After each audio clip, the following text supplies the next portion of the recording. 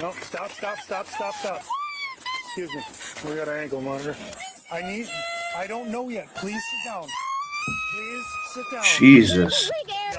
No, we're past that. My dog is waiting for me. February 22nd, 2024, an officer conducted a Oh traffic my stop on 22-year-old Amber LaHue for speeding. Good evening.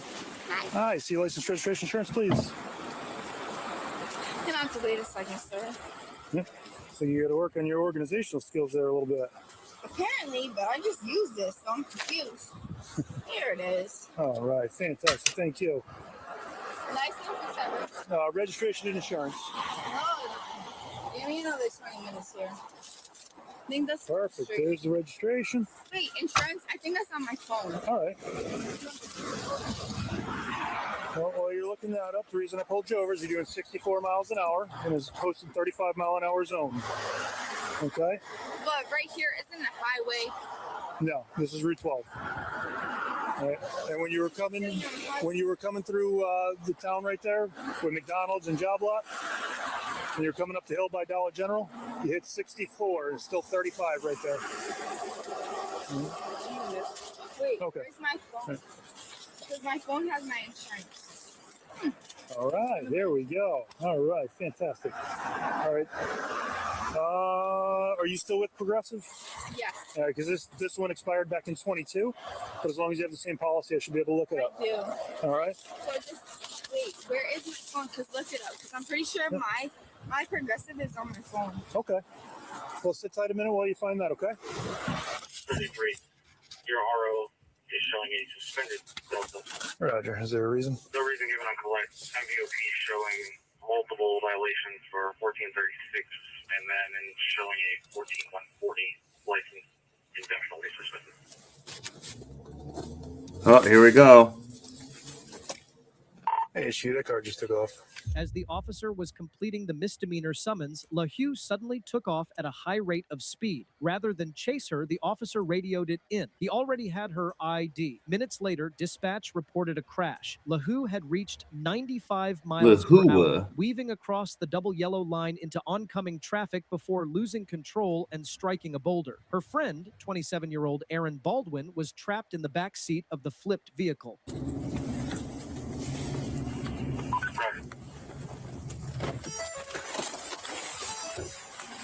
Were you in the car? No, I was not. I just ran up to you. We're okay. No, stop. You right here. That was stupid. Yeah. Okay. I'm okay. Okay. All right, stop. Over here. Away from the car, please. I'm okay. All right, I just want you away from the car. No, stop. Why? Excuse me. Stop. Okay. All right, because you just took off on me. Nope. You were just driving the car. All right, turn other hand. Stop. No, that was stupid. Yeah, I'm working on it. If you work with me for a second. Stay right there. I'm right here to help. What's up, guys? Welcome. Hey, Stu, People there's someone in joining. the car. We'll watch like a little body cam footage, and then when some people get in here, we'll get on to some other topics. I think I want to talk about data centers more. I've been kind of interested in that. Hey. 1110 that way. What was the actual location? Just north of Holmberg's. Hey, Stu, I have two females out. Drivers detained. I have one Bravo Mike still in the back seat. No. Stay. Okay. Can you tell the officer we're not? Okay. Can you tell him? No, I want you to please sit down. Please sit down. Okay. We are on Route 12. Please sit down. Okay. We're on Route 12 by Holmberg. Right.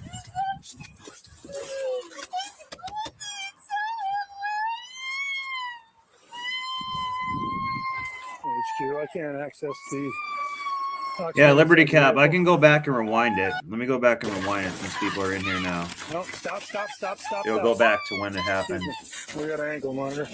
I don't know yet. Please sit down. please. God sit down. damn, they are annoying though. No, we're past that. Going on Liberty Caps. January 22nd, 2024. She's a an officer dog. conducted a traffic stop on 22-year-old Amber LaHue for speeding. Good evening. Hi. See license, registration, insurance, please. You're gonna have to wait a second. Yeah, always the driver So and you're the irresponsible working one will walk skills away there a without little a bit. scratch. The passenger or just somebody use else this. who didn't I'm choose to confused. do it will Here it always is. get All like right, fantastic. deleted Thank or you. in a wheelchair or something crazy. Registration and insurance. Yeah, we know there's 20 minutes here. I think that's Perfect. straight. There's the registration. Wait, insurance? I think that's on my phone. All right. Well, while you're looking that up, the reason I pulled you over is you're What's up, doing Brent? 64 miles an hour and is posted 35-mile-an-hour zone. Okay? But right here isn't a highway. No, this is Route 12. All right. And when you were coming through the town right there with McDonald's and Job Lot, and you're coming up the hill by Dollar General, you hit 64. It's still 35 right there. Wow. Jesus. Wait, Basically almost double the limit. because my phone has my insurance. All right, there we go. All right, fantastic. All right. Are you still with Progressive? Yes, Because this one expired back in 22, but as long as you have the same policy, I should be able to look it I up. do. All right. So just wait. Where is my phone? Because look it up. Because I'm pretty sure my Progressive is on my phone. Okay. Well, sit tight a minute while you find that. Okay. 33. Your RO is showing a suspended Delta. Roger. Is there a reason? No reason given on collect. MVOP showing multiple violations for 1436 and then in showing a 14140 license indefinitely suspended. Stupid. Hey, shoot, that car just took off. As the officer was completing the misdemeanor summons, LaHue suddenly took off at a high rate of speed. Rather than chase her, the officer radioed it in. He already had her ID. Minutes later, dispatch reported a crash. LaHue had reached 95 miles per hour, weaving across the double yellow line into oncoming traffic before losing control and striking a boulder. Her friend, 27-year-old Aaron Baldwin, was trapped in the back seat of the flipped Aaron vehicle. Baldwin. Roger. Were you in a car? No, I was not. I All just right. ran up to them. We're okay. No, stop. You right here. That was stupid. Yeah. Wow. Okay. He drove about 2 Okay. miles All right, down the stop. road. Over here. Away from the car, please. I'm okay. All right. I just want you away from the car. No, stop. Bye. Excuse me. Stop. Okay. All right, because you just took off on me. Nope. You were just driving the car. Hello, Brent. What's up, fella? Hey, How the hell? How's it? you doing good? Stop. No. No, that was stupid. I'm just I got my Yeah, I'm sister working here. on it. We're If having you a work with me fire for a second. drinking, but I figure I'd hop on. Cool. Stay right there. I'm right here to help. I'm in the car. They're screaming. Gonna watch some body cams and then I might Hey, Stu, there's still look one in more, the car. talk more about the data centers because I think that's going to be a big problem. Oh yeah, Yeah, affirmative. yeah. I heard they There's the just phone. bought something like the phone. 20,000 You know. acres in Utah for Yeah, just that's exactly what I want to go over. Is that and the whole town or the whole county and stuff was saying like shame, don't do this, do not do like nobody wanted it, and the guy just signs the paperwork. Okay, it's done. It's going to use more than the entire state of Utah. So yeah, it's gonna use I think what did they say? It's gonna use 40,000 worth of water just to cool the data center. yeah, yeah, Nuts. it's going to rape the earth, like. And the problem with this is that For the it's most gonna part, be it's just made to make stupid cat memes with the AI. yeah, sort of in a way, but it's gonna be that it's gonna be a race to have data centers. So like basically, it will never be enough data centers. So eventually, the Yeah, Earth is just gonna be every square inch will be a data center. Like that's I was like guess what AI it's will want. same thing with the what do they call them? Solar farms. Yeah, yeah. Yeah, it'll be the Right. same type of thing as that, and it's not. This is not going to be good, and they're already showing that they don't care what the people want, and all it takes is some council member idiot zoning board guy to approve it, and then they get approved. Oh, So yeah. the whole, so basically nobody wants it except one guy says yes, and then now Yeah. they're all cooked, and that's gonna like they're gonna find out that it's gonna like radiate the hell out of them. It's gonna like the it's gonna give off some type of like radiation or you know something that's not Yeah. going to be good. I'm telling you, plants are not going to want to grow around that type of like electromagnetic bullshit. I don't really know exactly what it is, but I Well, just know it will not be good. did you hear what happened when they started putting the wind turbines on the ocean? Oh, I know it kills a bunch of birds and stuff. But what happened? So because it's spinning up top, but it goes underwater, the vibration messes with whale and like dolphin migration patterns. Yeah, But yeah, it drives them insane. So they'll either like attack the windmill until they knock themselves unconscious, or they'll what do you call it? They'll shoot for the shore and beach themselves to get away from it. yeah, and that's what I'm saying. These data centers are going to do that with earth animals and birds and everything. It's going to really mess them like, and Yeah, especially plant life, crops. It's gonna affect a lot. Like this is one of the most well, I was gonna say environmental problems that we're going to encounter. yeah, well, how often do you plug a heater or something and you can just hear the heater vibrating on the ground going zzz, zzz, zzz, zzz. Yeah. Yeah, it's gonna be really bad. And the thing with the AI is it always wants more data processing power. It always is gonna Yeah, want more. It'll never be enough. So therefore they're just gonna have to build more and more and more and more. It will never be enough. yeah, I Um was watching I forget the channel, but he does the like a slideshow mhm, thing with the data centers. And mhm, you know, like a normal say 20 population 25,000, like their water usage. mhm. The estimated for like a single data center would be like 25 communities of 25,000 people Yeah. using water.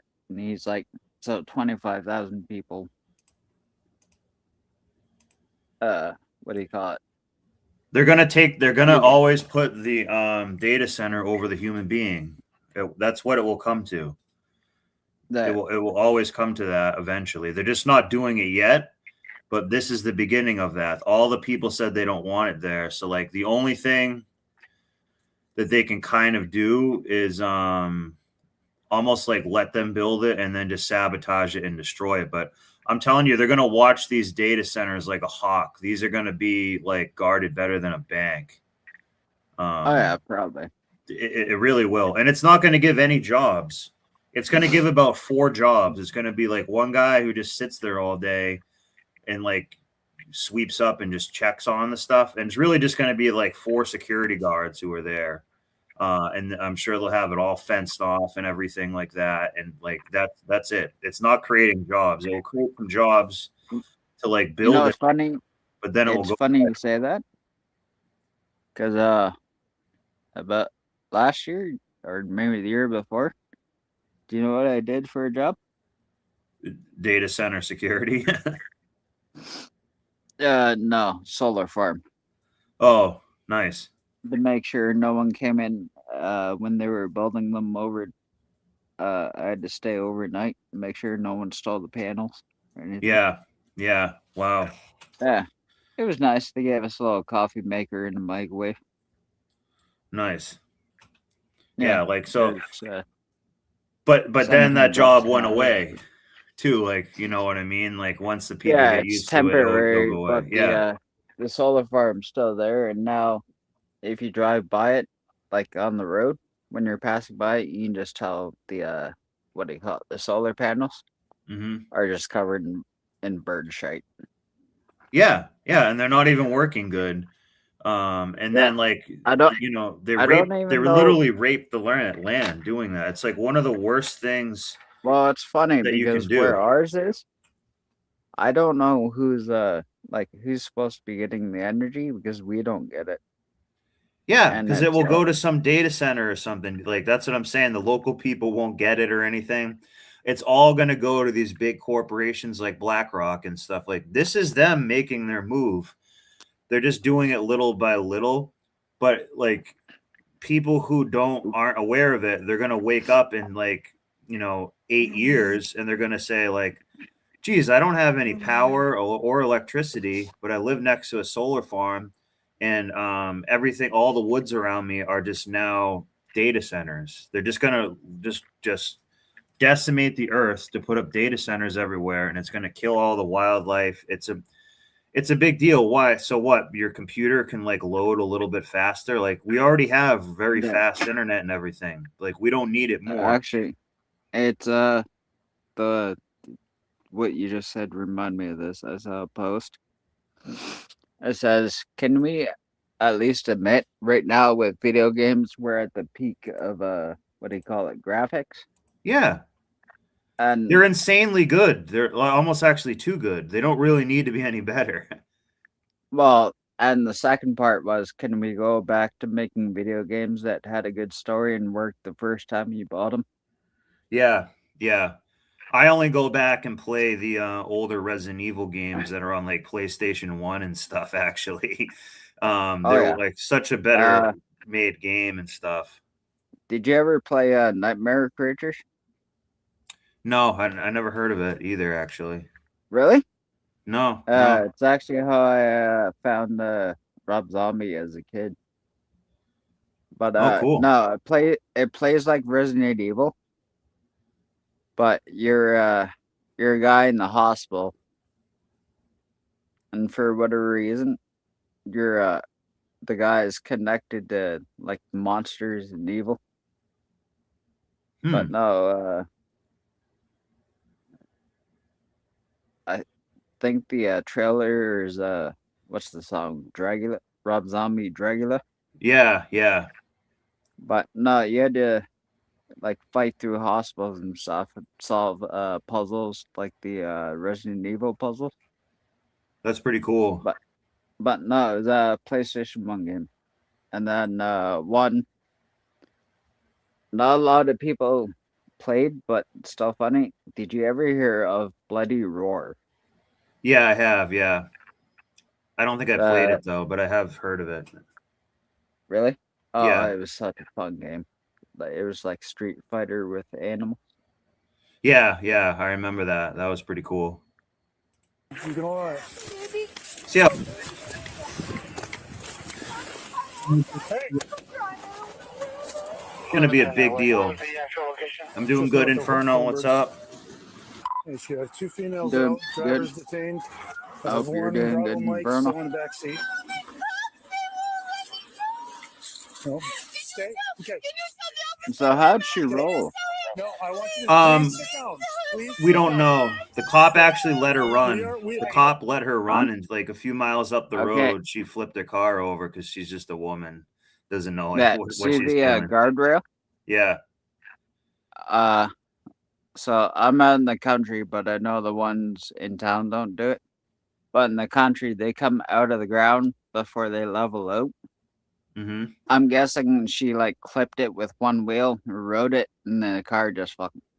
Oh, yeah, pardon my language. yeah. Just No, went right probably. over. Yeah. Well, she said she was going 95 over some double yellow lines, so she was probably trying to pass somebody and go around them and Yeah. cut the wheel too quick, and just got it. Chicks don't know how to So, drive really in general. oh, dude, We are I got a on really Because funny also too, story it's for no you. snow out or anything either. Please sit Yeah, down. oh, I got a funny story for you. Okay, we're on Route 12 by Holmberg. You know what I mean? How do you flip your car on a perfectly level road and it's no turns? Well, I was expecting another car like it. That's why I No, asked how'd she no, flip it. no. We don't actually have footage of it flipping. We just know that she did. Hey, HQ. And apparently she killed her friend. I can't access the. Oh, really? One of her friends. Yeah, there was another person. There's another person in this car. Stand inside the vehicle. That sucks. Yeah. Roger. Ma'am, I need you to calm down, please. You just stay right there. Do not move. It's funny because they have no scratch. They're like completely fine. This girl here doesn't even like give a shit about anything. Do you have Was any it a injuries? guy or a girl that died? I'm not sure. Okay. Okay. Please. Okay. Are you hurt in any other way?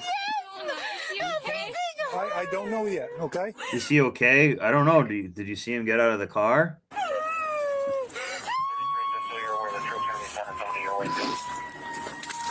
Yeah, Roger. I need you to stay right over. I understand. Please stay right there, okay? I need you to stay. I need you to stay away. Ma'am, please sit down. We can't do anything for him yet. I'm waiting for services to get here. I don't know yet. Please sit down. Please sit down. Okay, services are on their You know way. what she sounds like? What?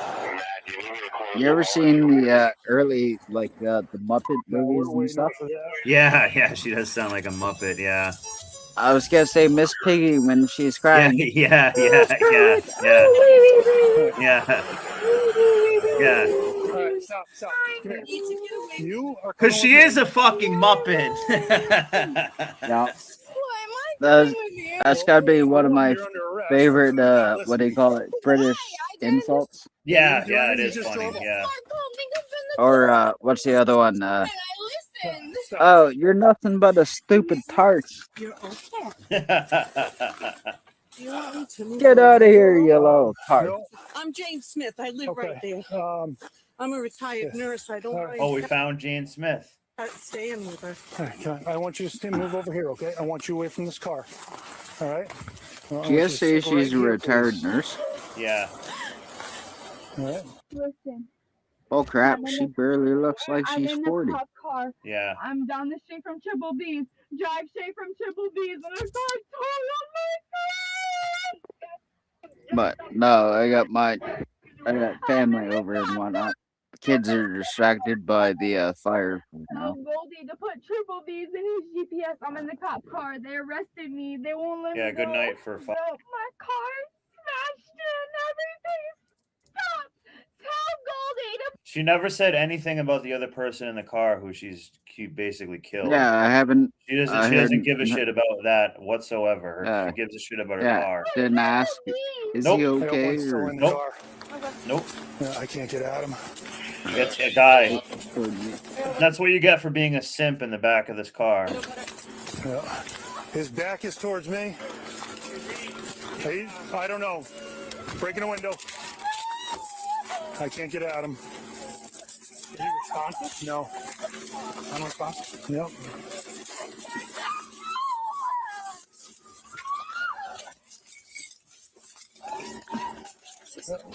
20 dead at 27. Wow. Yeah.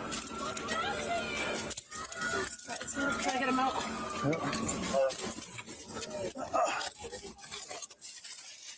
Yeah, the brunette didn't even give a shit about anything.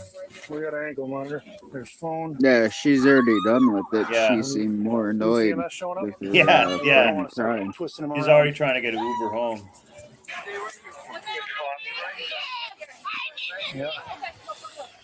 No, it's funny. Check I've with been the one in the back right here. situations She might where be able to give an something like this happens, Mhm. but I left it earlier, so I hear about the next morning, and I'm just like, I told you that crap was gonna happen if you kept acting rowdy. What do you think I went home? Yeah. Is he your boyfriend?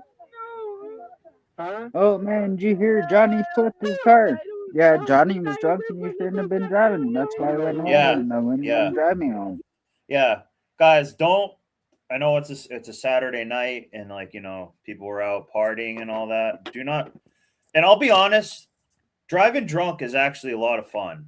It can be fun, or buzzed, I should say, but It Yeah. takes a lot of skill to do, but you just shouldn't do it because a cop, especially if you're in a small town or something, and you're driving around at past 11 o'clock at night, they'll pull you over and assume that you're drunk, even if you didn't do anything wrong. Yeah.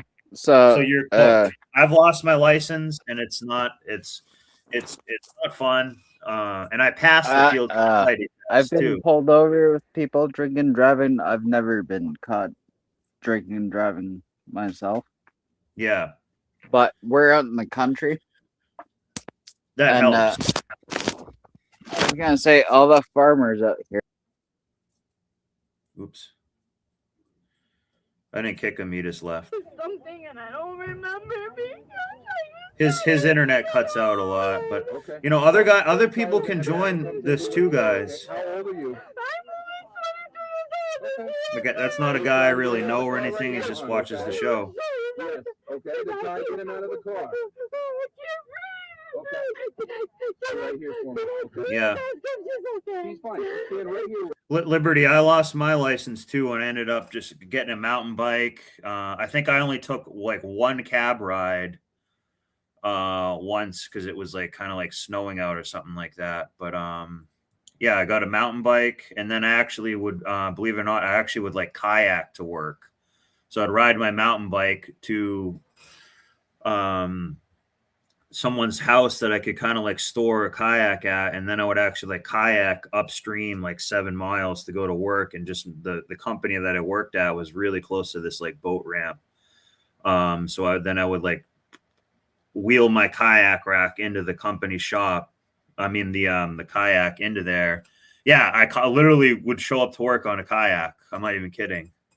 That was pretty dope. So, but losing my license was actually like a really good thing for me in a way. And I didn't really argue with the cops. Like, I had driven lit, so many times, so you get it coming to you now and then. That's okay. But just don't do it. Just don't do it. I mean, I do think they should change it so where it's on an individual basis, because some people are able to kind of drink and drive a little bit and operate a vehicle safely, but other people are not. So just don't do it. Just don't do it. Driving really is a privilege, and you realize that once you lose it. Right here. Okay. Okay, that's fine. She's fine. Okay. So you don't know the name of the gentleman that's in the back of the car? Okay. Where did you just meet him tonight? Okay. Where are you guys coming from? down the street. We left 2 seconds. Oh, okay. Okay. Put your foot in, please. I left the knee in my car. You left what in the car? I left the knee in my car 2 seconds later. Oh, okay. I understand. My God. Okay. That's why they're called accidents, okay? Can I have it back? Leave it right there for now, okay? So it doesn't get lost. So we got to stabilize this. He's not moving at all.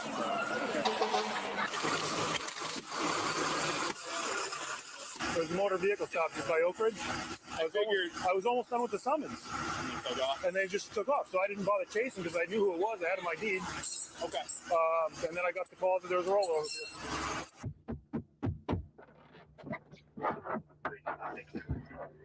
Hello?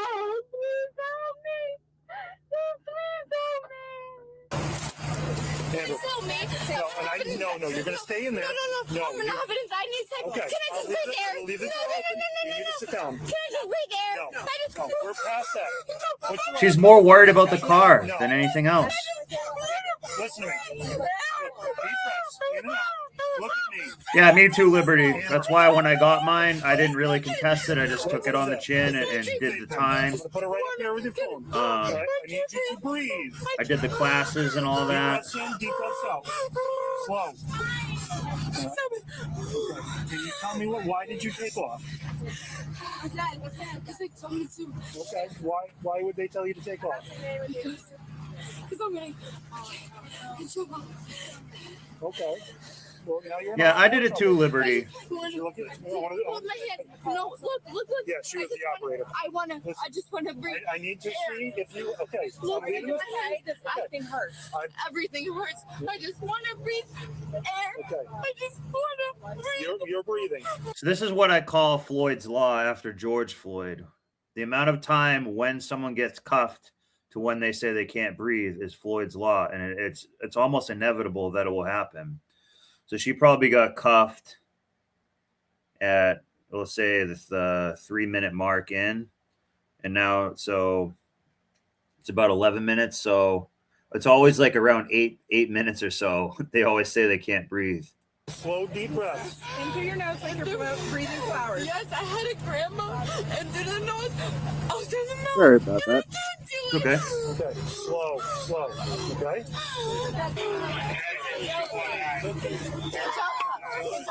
No, Let me touch stay, no. Stop! Just let them. If you want, let them. They will take care of it. Okay? If you want to stay sitting here with this door open, you're going to talk to me. But Liberty, when I lost my license, I actually kind of like was making more money because I didn't have to pay for. I wasn't paying for insurance or anything. I didn't pay for gas. I just mountain biked everywhere.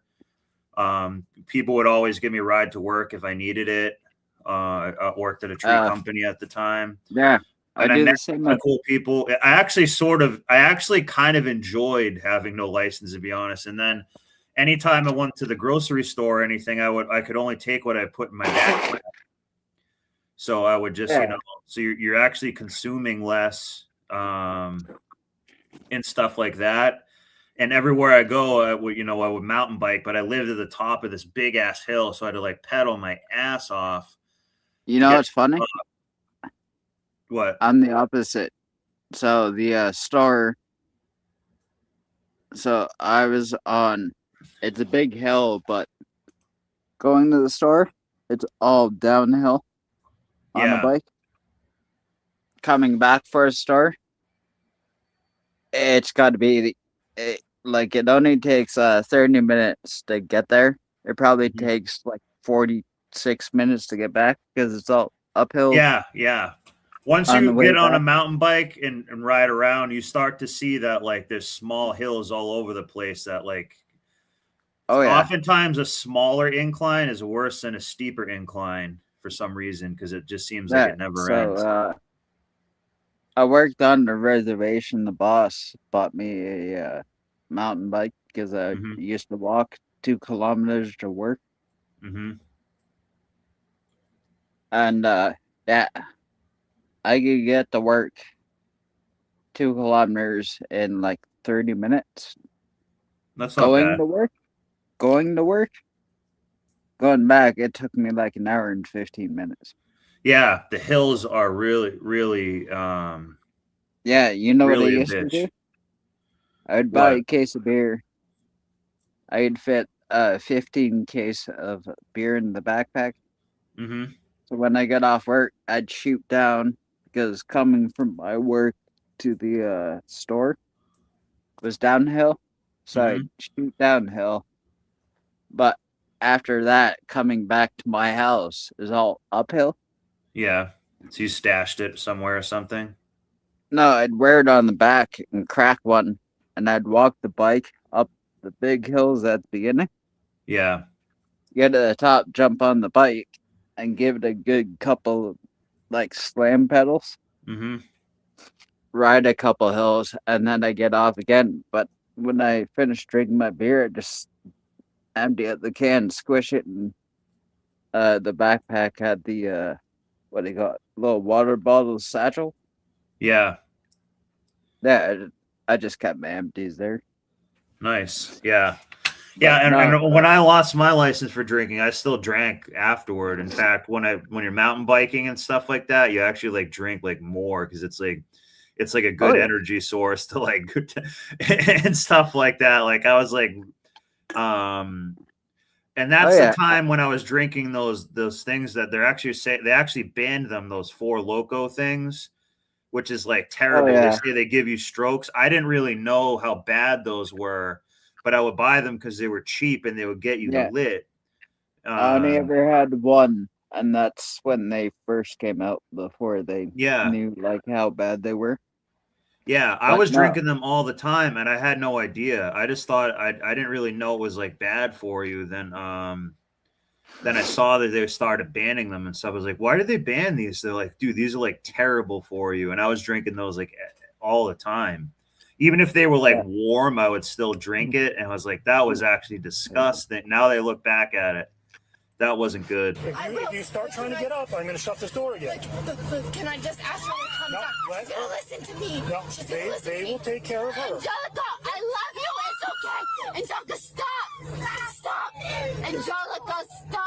It's okay. I'm right. Please, please. No. Can I talk to her? No, Please. let her calm down, okay? No. I need She's you to not sit. gonna calm down without me. Look, I'll do whatever you. I need you to just turn your legs back in. I'll do anything. Amber, where were you guys headed to? I was headed home. Well, you live in New London. You were headed north. I was trying to go home. Well, home is in New London, right? You were headed north towards Norwich. Are you guys going to the casino tonight? I didn't want to go because I just wanted to go home. But that's where you guys are going? Right now, it's not going to help me. Okay. Listen, I just need you to be honest with me, okay? I'm honest, and that's I don't want to be dishonest. Okay. Yeah, it is nasty, Clayton. I don't know why I was having it I at need the you to be time. honest with me, okay? How much did you drink tonight? Because like here's another thing too. I know you can get like a DUI on a bike, but I'm sorry, I'm not gonna like let a cop pull me over on a mountain bike. Like I will get away from them, or I would just never let it happen, basically.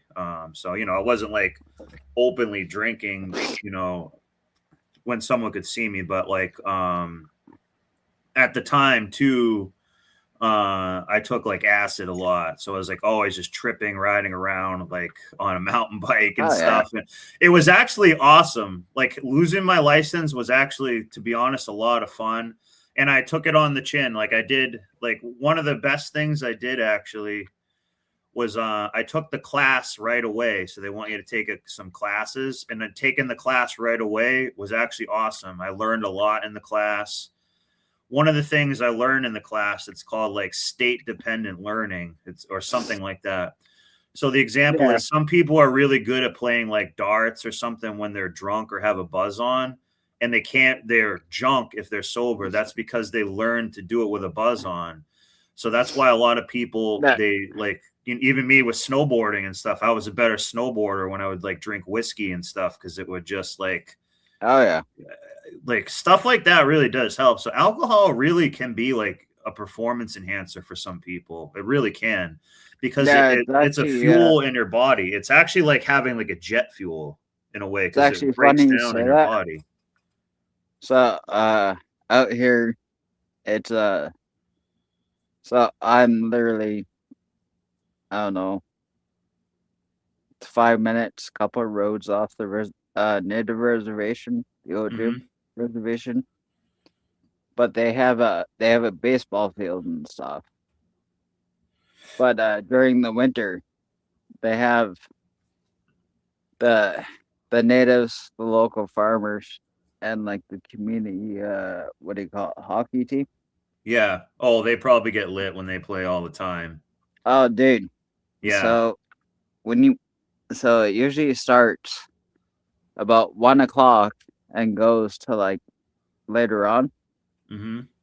But no, so they usually rent out 3 rinks from the next town over. But they rally them into teams. They just have them kind of play like a fun free for all, trying to learn to skate and shoot the puck. Yeah. But after all the kids go home and stuff, people will leave, go back home, grab beer, and come back to the rink. And after all the kids are gone, all the adults will throw on hockey gear and shit. They'll go out there drinking and whatnot, and they'll start playing hockey. Nice. But no, it's just a throw together of the natives, the farm boys, because they're all friggin' built like brick shit. I was gonna say they probably are strong as hell. They're probably like beasts. Yeah. Well, so there's one of my buddies. His name's Dalton. Dalton Smoke. So he's one of the bigger natives. You ever seen that the Reacher movie I think so. or show? Alan Richardson. Yeah, yeah. Yeah, he looks like that, but he's a native. Cool. But no, he's actually the nicest dude. But he plays goalie. Oh, so you probably can't even. There's no room to even shoot the puck around him, as he's so big. Well, not just that. We've had so like when we're drinking, we don't really play like that. You'll have people tackle the goalie in the net and have it slide a few feet back. But Hmm. no, so I've only seen it done a few times, but there's a family, they have a tactic, and what they do is you know how you get two guys in front of the goalie and try to line up like a trick shot? Yeah. Buddy goes to line up and then he takes this first guy, lines up like he's gonna catch a pass. Mm-hmm. Now he'll take his stick and he'll like try to muscle the goalie. Yeah. And then the other guy will try come skating in with the puck and just shooting the net. But no, this guy, they tried it on him. But he was coming in decently fast. When he put his stick down and just picked the guy up, what like full speed skating on. He picked him up and just let the momentum stop, and he just put him down. He's like, "Yeah, not this time, bud." Yeah, farmers are always stronger than like weightlifters and stuff like that Yeah. because they Well, don't know how to like um well, all lift the any like, weight on uneven terrain or slippery ground or anything like that. They just they have yeah. weightlifting gloves on with chalk and Well, everything. I was gonna They say don't know how it's to do anything. Like a great way but to know if someone knows how to fight is watch like can they shovel good? Like dig yeah, a ditch is kind no, of a it's good way to called know if they know how to fight, sort of. Because if they're like junk, if they can't shovel like beyond a few minutes and they need to take a break, like they're gonna when a fight happens, they're gonna be toast. They'll be no, burnt it's out called right away. yeah, it's called functional strength versus show strength. Yeah, yeah, yeah, But no, I literally just watched a thing where they took like three bodybuilders out to like Kenya. yeah, yeah. And they're Uh, doing the moving the bags of concrete or something like that.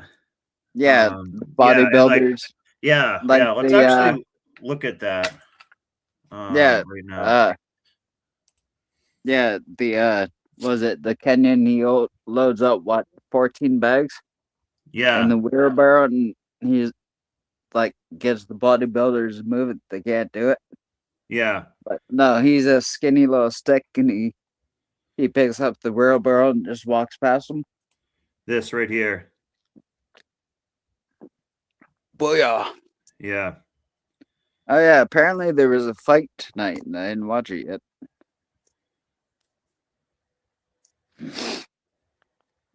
Yeah. Because these guys have never done any real work. They don't know how to balance weight or do anything. That not let's just say like behind a wheelbarrow. I probably Yeah. clocked like 50,000 hours. Nice. Yeah, But me no. too. Yeah.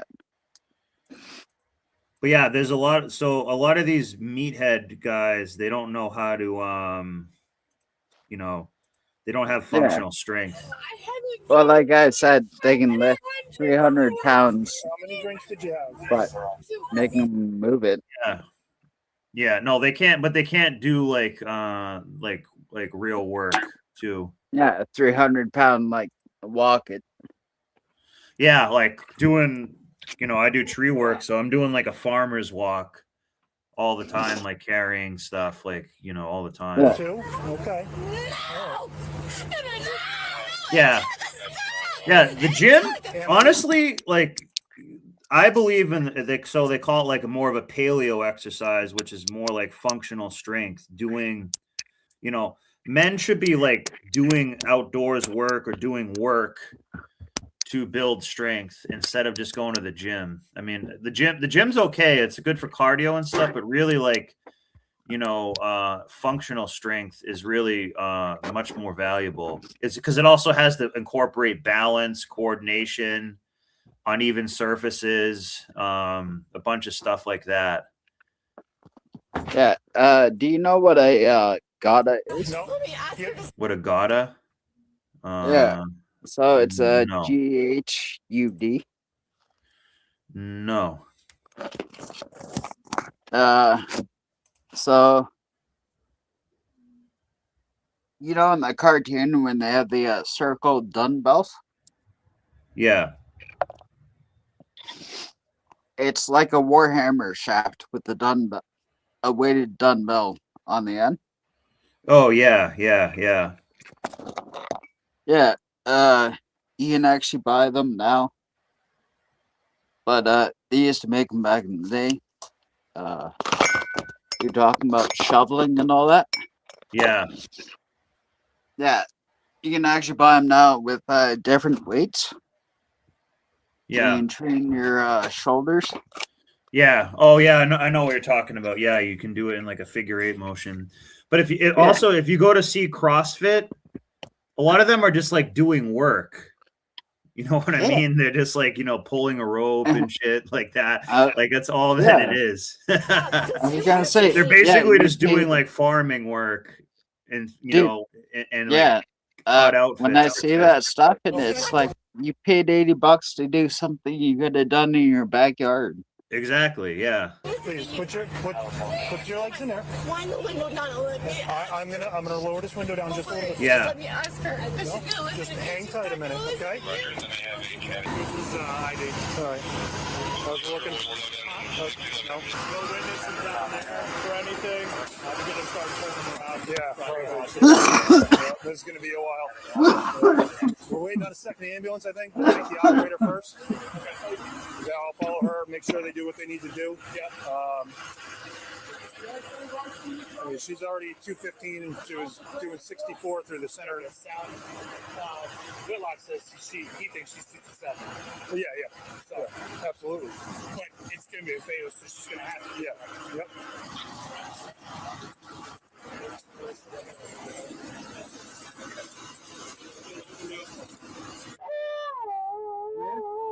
We're gonna open the door. We can't go anywhere, all right? We're gonna look at you, okay? Okay, all right. All right. Nice and easy, okay? What do you want? You just need to check to make sure you're not hurt anywhere, okay? Where you hurting right now? Are you bleeding from anywhere? Oh, No, I need you to relax. I need you to slide out. Slide out. Okay? So I don't know if you guys have been in a car accident ever, but like sometimes your adrenaline is so high that you don't really realize you got whiplash or you're actually pretty messed up because you don't really feel anything. You're worried about cops showing up. They're probably drunk anyways. So your adrenaline can be really high. Okay. She's gonna have to get transported. Yeah. So the medics are helping him right now, okay? Just like the medics are trying to help you. Do you remember Aaron's last name or no? I got it. You got it? And she got her name. I'm gonna get that for you when we're done here. Going with her to the hospital? Okay. So I figured this one's a wreck, so. Yeah. Just helping out. Yeah, what's happening, man? Chris Francis. Hey, Matt Andre. Anyone passed away? Or? Yep. It was the rear passenger. Okay. Is he still in there? No, they just got him out. Rear passenger and the two women in the front were fine, basically.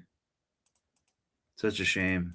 Got him in the ambulance. The medic just got on scene and trying to figure out what's going on. How many people were in the car?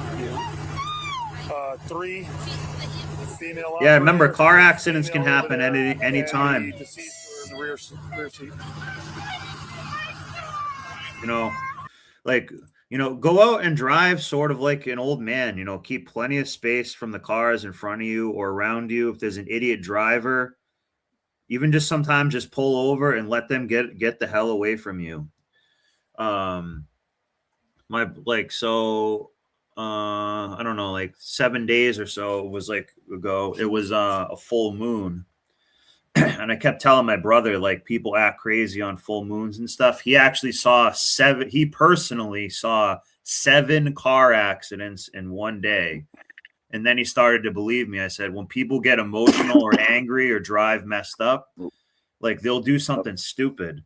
So don't get into a road. Like, I have almost gotten to a couple road rages, mostly when I'm backing a trailer into a driveway or something like that, and some idiot will drive like right into you. But you know, these people, you gotta, and there's only going to be more of that. People can barely afford to eat and pay for gas, so they're very stressed, and they're usually late to something or something like that. And you know, they're on a bunch of medications, so they're kind of retarded. They're when I talk about Tylenol brain sometimes, but part of what that is just a very slow like reaction time.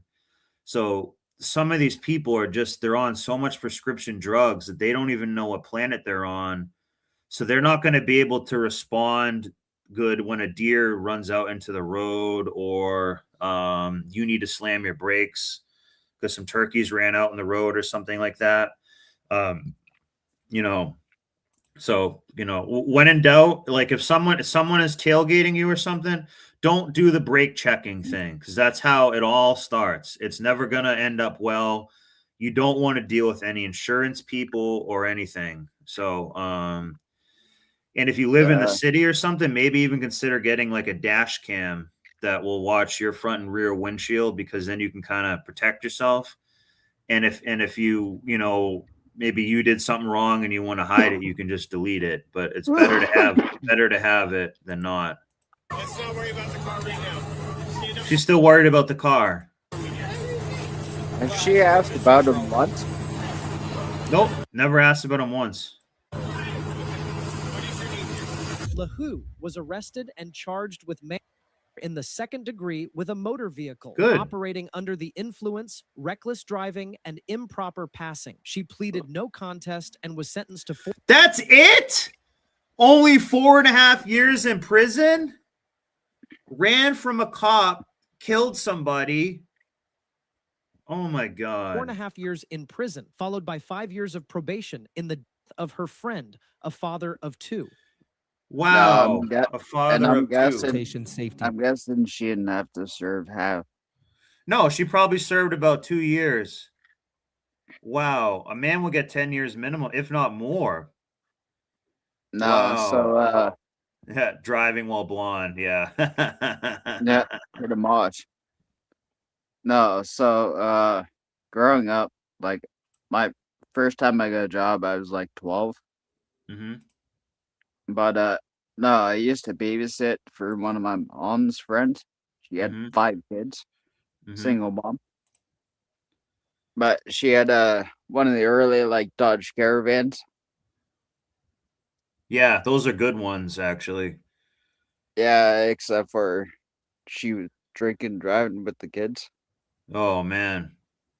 Out of 5 kids, there's only one left alive. Oh, from drinking and driving? Yeah. It was, oh my God, wow. Yeah, usually the driver's seat is designed to be the most protected, but if you're sitting in the back of one of these vans or something, you can really be cooked. Well, the worst thing was because it, like, you know, so this would have been like early 2000s, late, like really late 90s. Mm-hmm.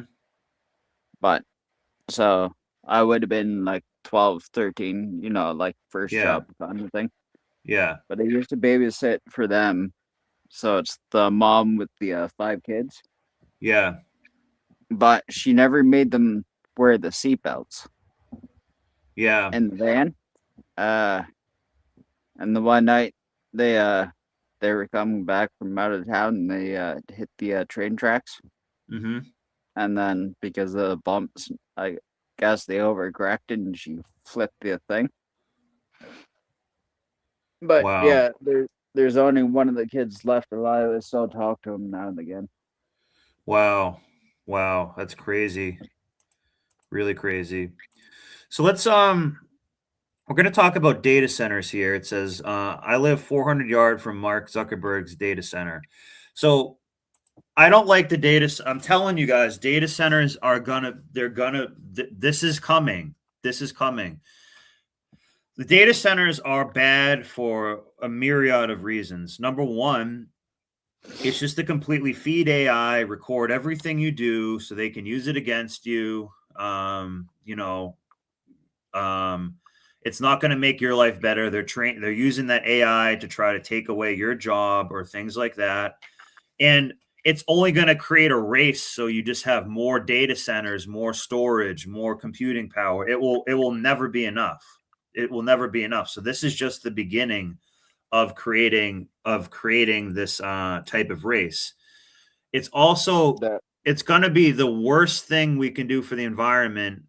Number one, just decimating the environment to build these giant, warehouse type spaces is bad enough, but it's gonna give off a radiation and require water to cool it, and it's gonna take off your power. So you're not going to be able to turn your heat on because the data center shareholders have a contract that they need to honor. So they need to take from you can only use your electricity during the certain hours at night, but then they need to turn it off so the data center can get what they need. Oh yeah. And data centers equal data surveillance. Yeah. This is one of the worst things that's going to be happening. I'm telling you. It really will. Especially in the States, because in Canada, because our electric grid's kind of done for what do you call it, cold weather. Mm-hmm. They can handle a lot, but like states in Nevada and shit, where I see on the news where they have a what do you call it, like use your power at your will kind of, or asking you to cut back on power usage. Yeah, on your AC. Hey, how about you stop using AC on a 100-degree day, and because the data centers need it so they can surveil you. You know what I mean? Yeah, I was gonna say it's gonna come down to that. It will. It will. This is what I'm trying to say. It's like, oh, is it too hot outside? Unfortunately, you want to download those videos of kitty cats and fake news. Yep. Well, you gotta let the data center just keep going. There's nothing you can do about it. Yeah. But I'm telling you, it's gonna be similar to how they say 5G towers do things and stuff like that. It's going to be very similar to stuff like that. So let me just show you one that right here.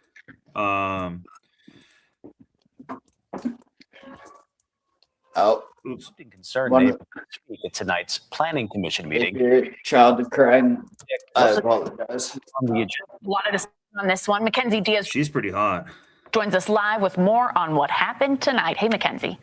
Hey guys, yeah, so people in Iron County use She's pretty hot too. The public comment time during the Planning Commission meeting to speak out about this matter. And again, guys, these commissioners and stuff will sell you out the whole community, which we're going to see this. Massive project planned just outside Cedar City, and the discussion got so heated with so many people passionate about data centers in their backyard. We're panicking. Inside Festival Hall in Cedar City, nearly 75 people packed this room. 75 people never show up for anything for this stuff. Sharing thoughts about a proposed 650-acre data center right out. 650 acres, guys. That's a lot. That's a real lot. That's like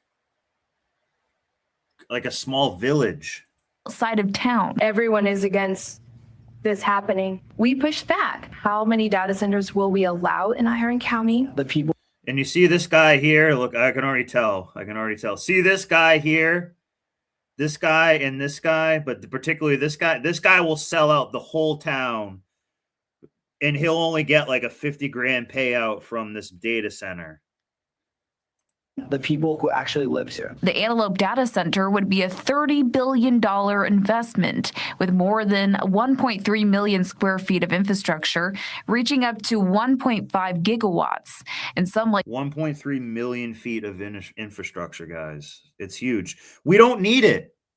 We don't need it. We have fast computing power already. We are good. I'm fine. I don't need to see more pornography faster or have AI surveil me. I am good. We don't need this. And I'm telling you what's going to happen too. It's going to be a whole bunch of stuff where it radiates the environment. It's going to radiate the surrounding, 25-mile radius or something like that. But I'm going to show that your vote does not matter in this. This is above you. This is happening. Last week, I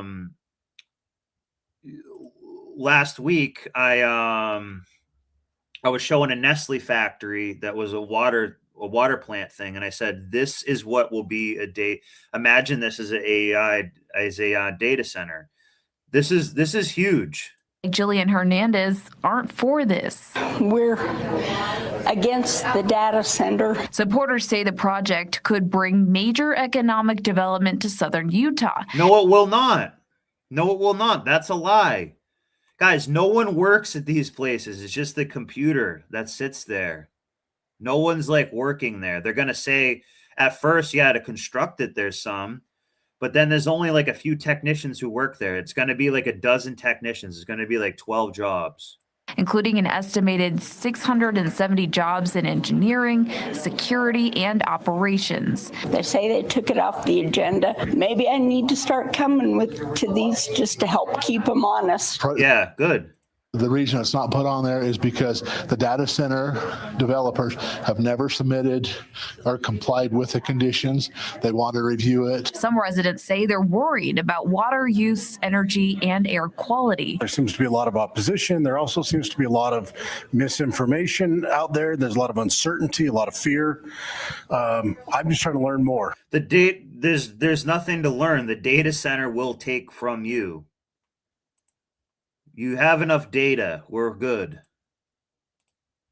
And officials say the project could be up for discussion as soon as June. The planner says they've already gone through over 500 emails on the proposal so far. Reporting in the studio, Mackenzie. But what you don't understand is that it just takes one person to sell them out, and that person can be bought. Let's look at the effects of someone living closer to it. And a cold water pressure in the kitchen. This is where I fill up water for storage. Those are the things we have to fill up to flush the. They're stealing water from you. Yeah. AI has no soul. They're stealing water from you. And it's also water from animals and everything else, our crops, everything. It's stealing all that stuff.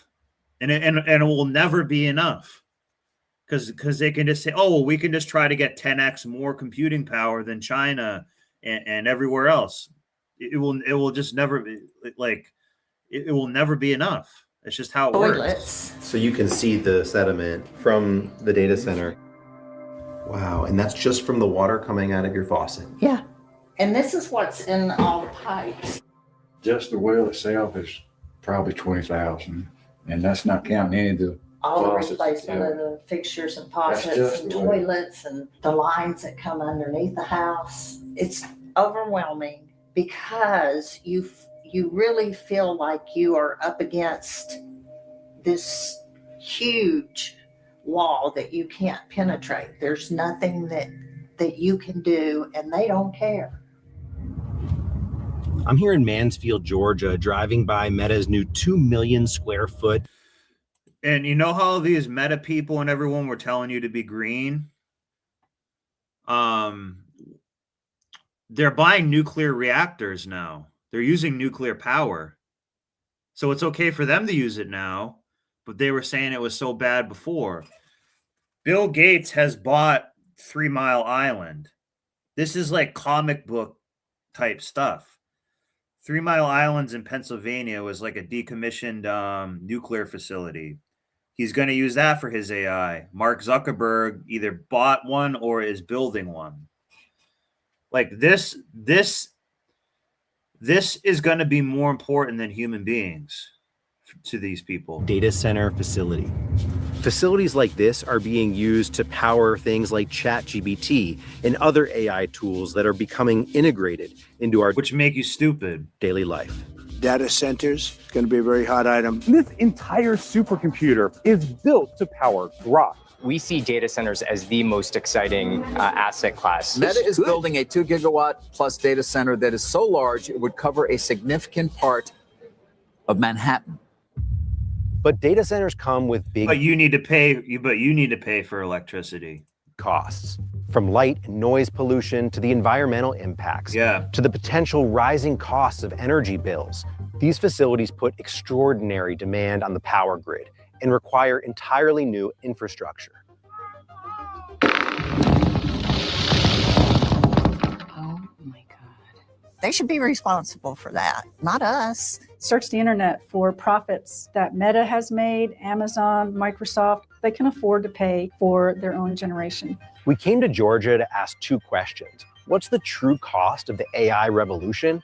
And who should be paying for it? Yep. Yeah, Liberty's right. That's what I'm saying. We need Greta Thunberg to come. Like, this is a time when we want Greta Thunberg to come out and say you're hurting the environment and say how dare you. But she's not for some reason. Like, I'm telling you guys, like, this is the most egregious thing that we can do to the environment. I'm just telling you, it really is, because it's just on many levels. It's not that we're just building like a building or a strip mall or something like that. It's the effect that it's like adding a parasite that just requires energy, water, just water and energy. Your house is here, and the data center is right there. It's less than 400 yards. Beverly and Jeff Morris bought their home an hour's drive from downtown Atlanta in 2016, but their roots in the community run much deeper.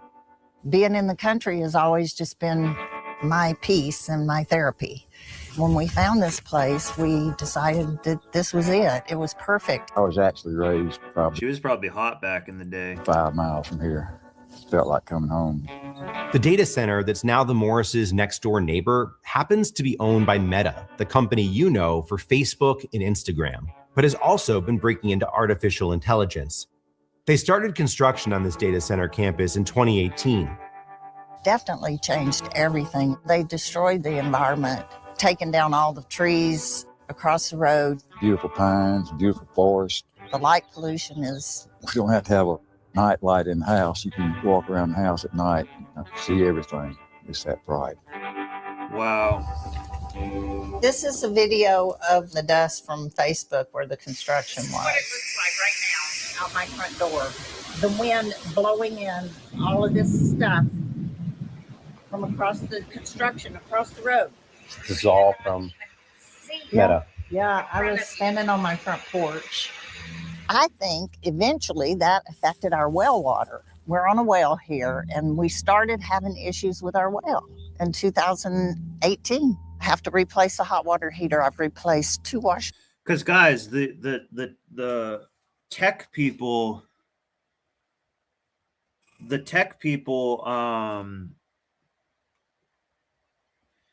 they want the elite tech people want to merge with AI.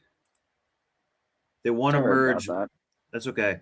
They want to merge with AI. They believe it's going to make them immortal and stuff. So they don't care about anything else but that. So this is just gonna happen more and more, and they're not going to care about anything about having it be good for the environment and stuff like that. It's just going to be. It's going to get real bad. Yeah, I was gonna ask. Have you seen Ready Player One? I've heard of it. I heard it's really good.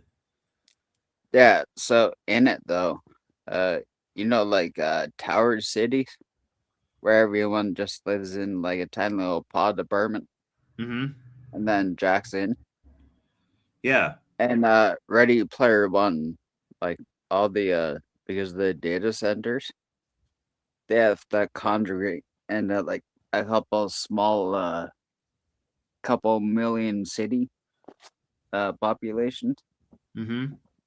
But no, they do nothing but go to work, eat, jack in, and then go to sleep. Go to work, jack in. Yeah. The virtual world. That's what's coming. That's what's coming. Like the. Did you ever watch the movie Gamer? No, I have not. Really?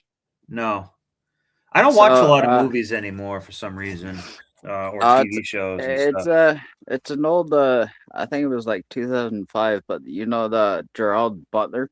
Mm-hmm. Yeah, it's him. So he's a convict, but in Gamer, people can pay to play like a virtual reality game using. Oh yeah, I have. I think I have seen it. Yeah, and they can use him as like the character. Yeah, Ready Player One's like that on steroids. Yeah, and basically we're getting to that because that's what that Mr. Beast guy is going to try to do. I bet. I wouldn't be surprised if he tries to do something like that. But no, sorry about the noise and stuff. My nephew threw a temper tantrum. Okay. Because of the sediment that's coming in. A lot of what the Morrises are facing is from the polluting effects of this massive construction, but that's only one part of the story. There are serious costs to communities once data centers are operational too. To explain that, we have to back up for a second. I wouldn't blame you if you were asking yourself, what the heck is a data center anyway? Their origins date back to early, clunky supercomputers or mainframes in the 1950s and 60s. And then in the 90s, with the birth of the internet, the modern data center was born as a way for internet providers to connect businesses and the world to the web. Great-grandfather actually works on MS-DOS. Oh, wow. Cool. He was on the team that helped create MS-DOS. Wow. So I got access to the early floppy disk games. Oh, cool. Nice. First games I played besides like the MS-DOS Snake. Yeah. It was like Hocus Pocus, Doom, and I forget what the other one was. Back when you turned on the computer, you had to, instead like hit and play, you had to do, was it run, Doom, X play? You have to say like type in run and then enter it and stuff. Yeah, he was a government official in Canada back in the well, he retired when I was born. I was born in '88. Yeah, me too. Nice. But no, I saw like those computers where it used to take like a giant room just to answer a question. I saw the what do you call it? Those kind of data banks. Yeah, no, they're huge. Centers became larger as they became critical to new cloud storage. To the cloud. With the cloud, we share a sync folder that allows us to all work on the same documents. Everything from your pet photos to entire workplaces to files for video streaming, like this video you're watching right now. We're in the cloud. Today, we are in the midst of a tectonic shift in processing needs, as large as the birth of the internet, artificial intelligence. A transformational moment for data center demand. But the thing is, AI processing demands are much larger. One report showed that a Google search using a ChatGPT-like AI feature used 30 times as much power as a normal Google search. In the next 3 years, data center use of electricity is expected to double or even triple. And the state of Georgia has the fastest data center growth in the entire country. The two biggest reasons data centers come to Georgia are that electricity rates for industrials, which is the class that they're in, are 42% below the national average. And the second biggest one are data center tax breaks. They received over $180 But you don't get a tax break. million in tax breaks last year. The one thing I was the week we were in Georgia, a showdown was. What they call it, the documentary thing says that so a data bank, you know, like what do you call it, like coal mining and cobalt for the Cobalt. Yeah, it requires a lot of that, which is done by like so kids in other countries and stuff.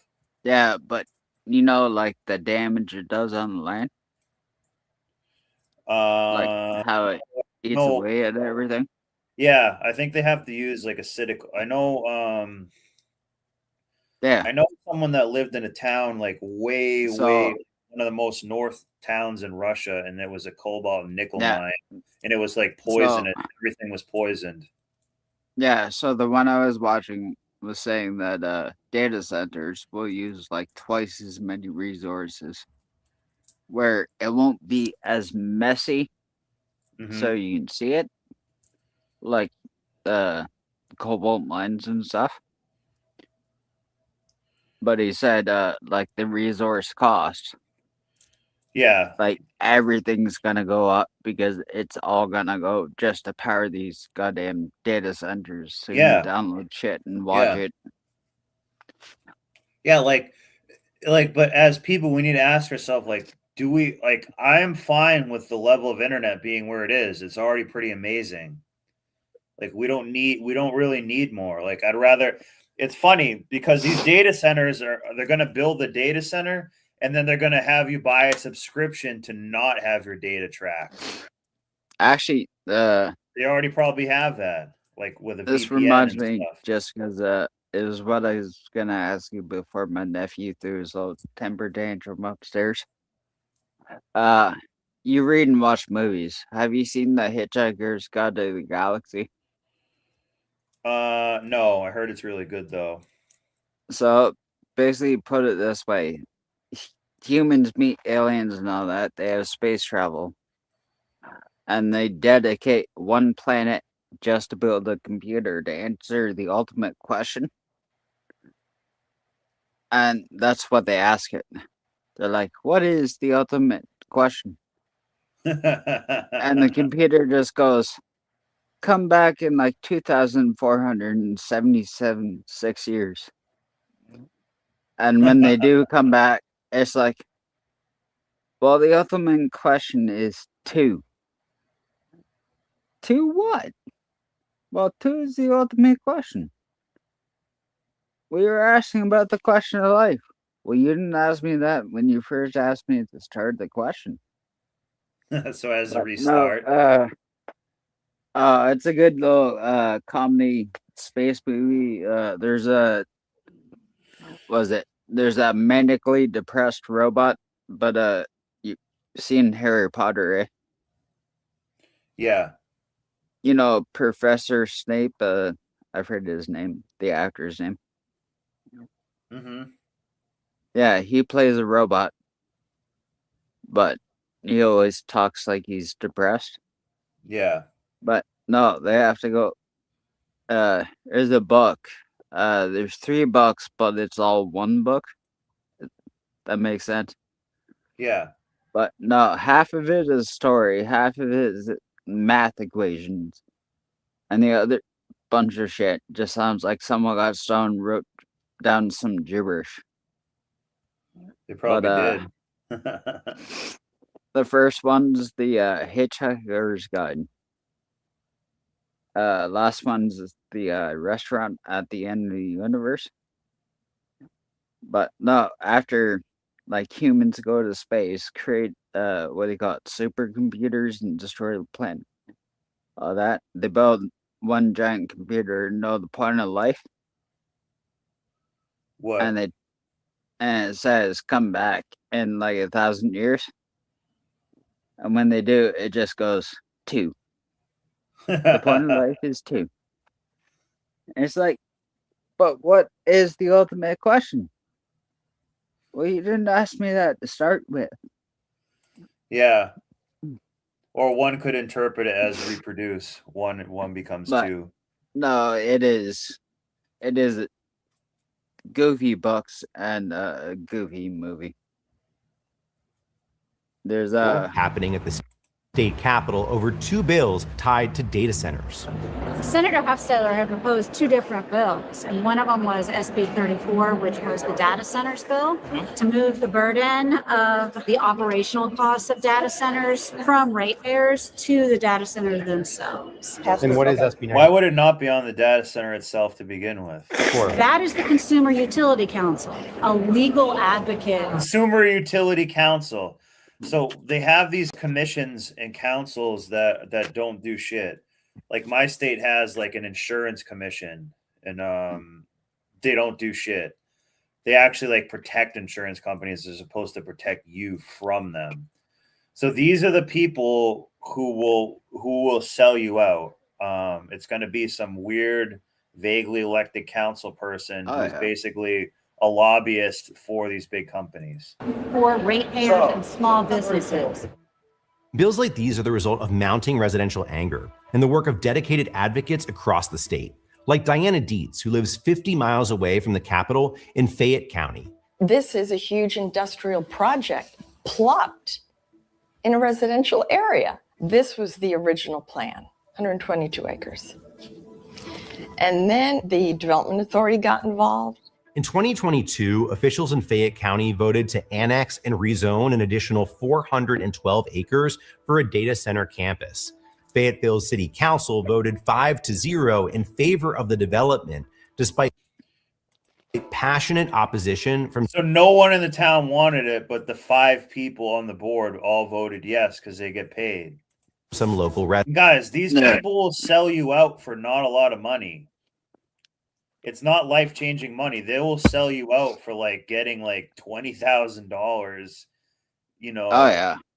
They won't sell you out for that much money, and including their family and their own family and everything will have to grow up there. They will sell you out for like nothing at all. So you're gonna Snowbird. Did you just hear about that crazy?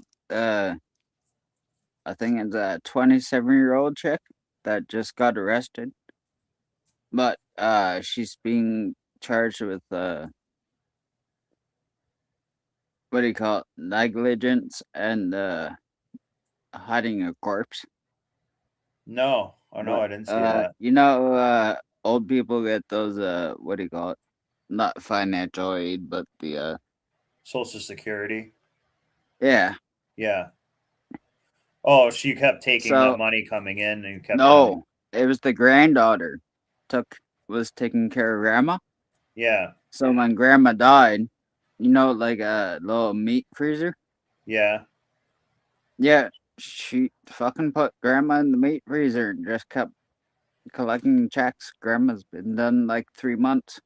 Wow, and it's not a lot of money that you get. On average, it's $1,800. So she kept their grandma dead to get like basically like $5,000. That. Can you imagine the disrespect of that? You know what I mean? It's sad, but that's what these people will do. The site was then purchased by QTS, which is owned by Blackstone, for $153.8 million. These speculators, investors are they own about everything. Yeah. Yep. Secretly buying up land right next to homeowners. And it was all done so that when we all went to the 4 public hearings between the county and the city, it's already a done deal. It was a done deal. Yep. This is the one that's currently under construction, and this is where Gene and Joe are. Gene and Joe Marshall live on the edge of Fayetteville in Fayette County. Also, too, another aspect of this is, too, they want to destroy nature. They want to destroy the woods and natural environment. You seeing any form of God or anything in the woods or out in nature, they do not want you to have it or think that way, or be able to hunt, fish, do anything like that. They want you to go fishing in the metaverse. An 8-acre property. This driveway is almost the line for Fayette County versus Fayetteville, where QTS's property is located. We have absolutely no say in anything that happens over here. Despite their vocal opposition to the project, living next to construction on all sides of their home has become Really their serious. daily reality for the last 2 years. See these guys? These are going to be these are going to be I just messed around. those are going to be a cancer on the earth. These are really going to mess a lot up. They do nightly pours over here, and in the back part at the other building, the lights are shining and there is noise. 2, 3 o'clock in the morning, 4 o'clock in the morning. So they don't stop. Oh yeah, sure. We went to visit Nikki Vanderslice, who heads up the Fayette County Economic Development Authority, a non-governmental agency that played a central role in the marketing of the land for data center development. For residents who live alongside these data centers, life has become very difficult. What do you say to them? Well, I say to them that there's a couple of things. One, we were very transparent. The Development Authority was very open about attracting a data center, and there wasn't any resistance until it came to their property specifically. Vanderslice. Yeah, of course. So the old George Carlin saying, it's like, don't do it in my backyard, do it in his backyard, or something like that.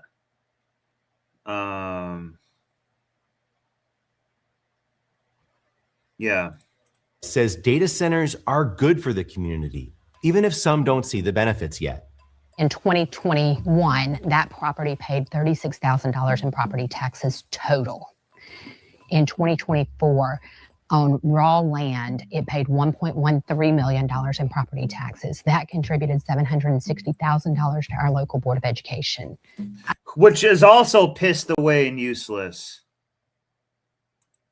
I'm apologetic that they're being impacted, but I also see the benefits of what the companies are doing and how they're she's a sellout.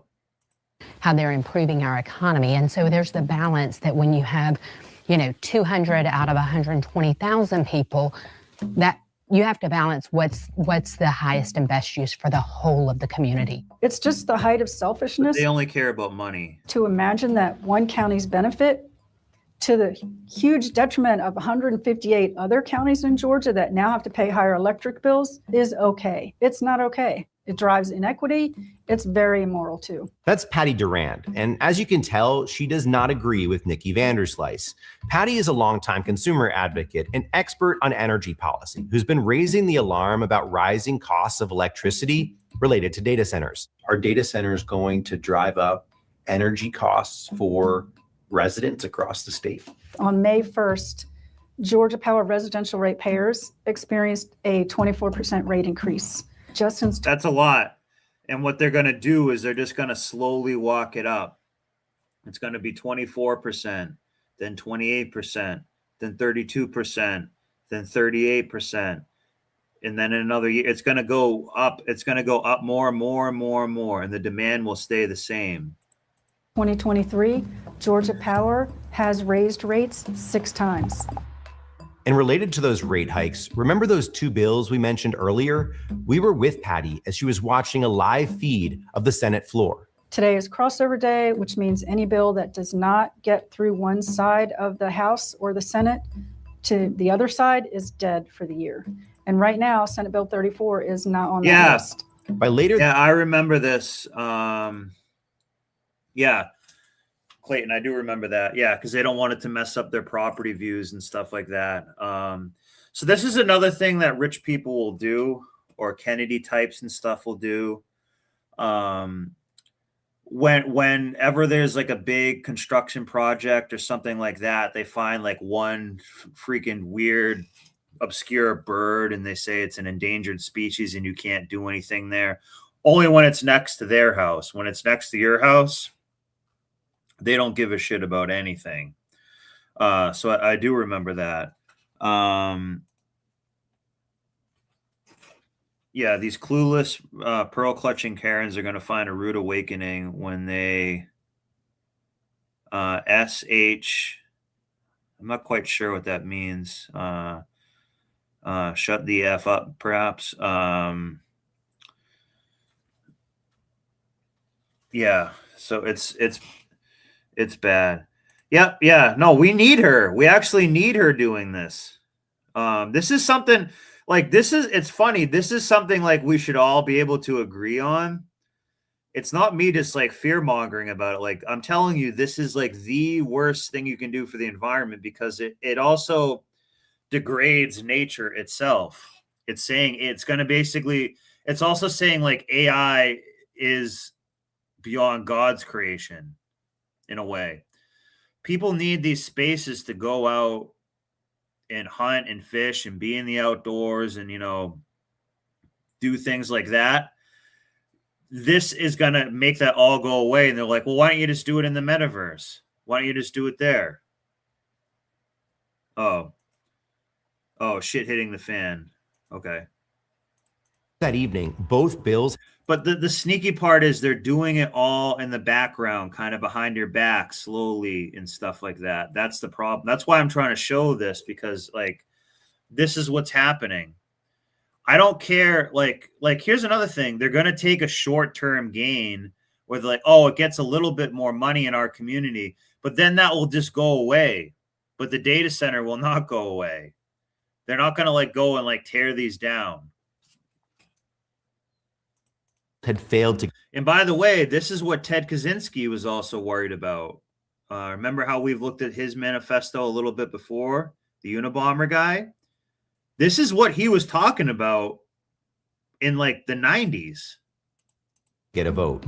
As disappointed and angry as Patty was, she wasn't too surprised. Georgia legislators are getting soaked with money from Georgia Power. Is that a conflict of interest? Absolutely. It's absolutely a conflict of interest. Absolutely. It is clear. Senator John F. Kennedy, a different one. Guys, remember, the Kennedys suck. They're an elite family. RFK is not going to do shit. None of them do anything good. Look at this. Took 5,000 from Georgia Power, this guy. That's what I'm saying. They'll sell you out for like not much money at all. This guy took $4,500. $7,000, senator. So senators are always like the most corrupt. 8,500. Can you imagine that? That's not much money at all. It's not much money.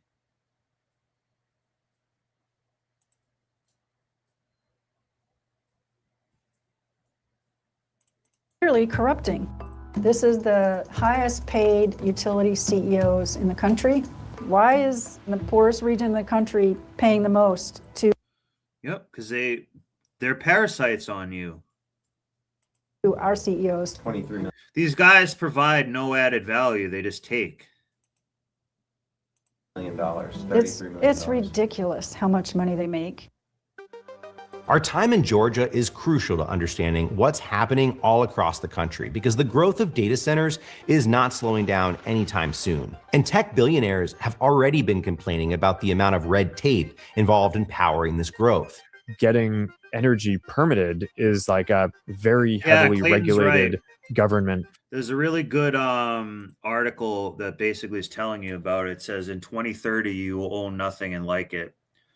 They're basically saying like you're going to be in a pod, you're going to be in the metaverse, you're going to get as much like Netflix and porn as you want, and then but you own nothing. It's going to be a have and a have-nots type of thing, like that. So 2030 is kind of when they've openly said it. In fact, so that article is from The Atlantic. The Atlantic is owned by, I think,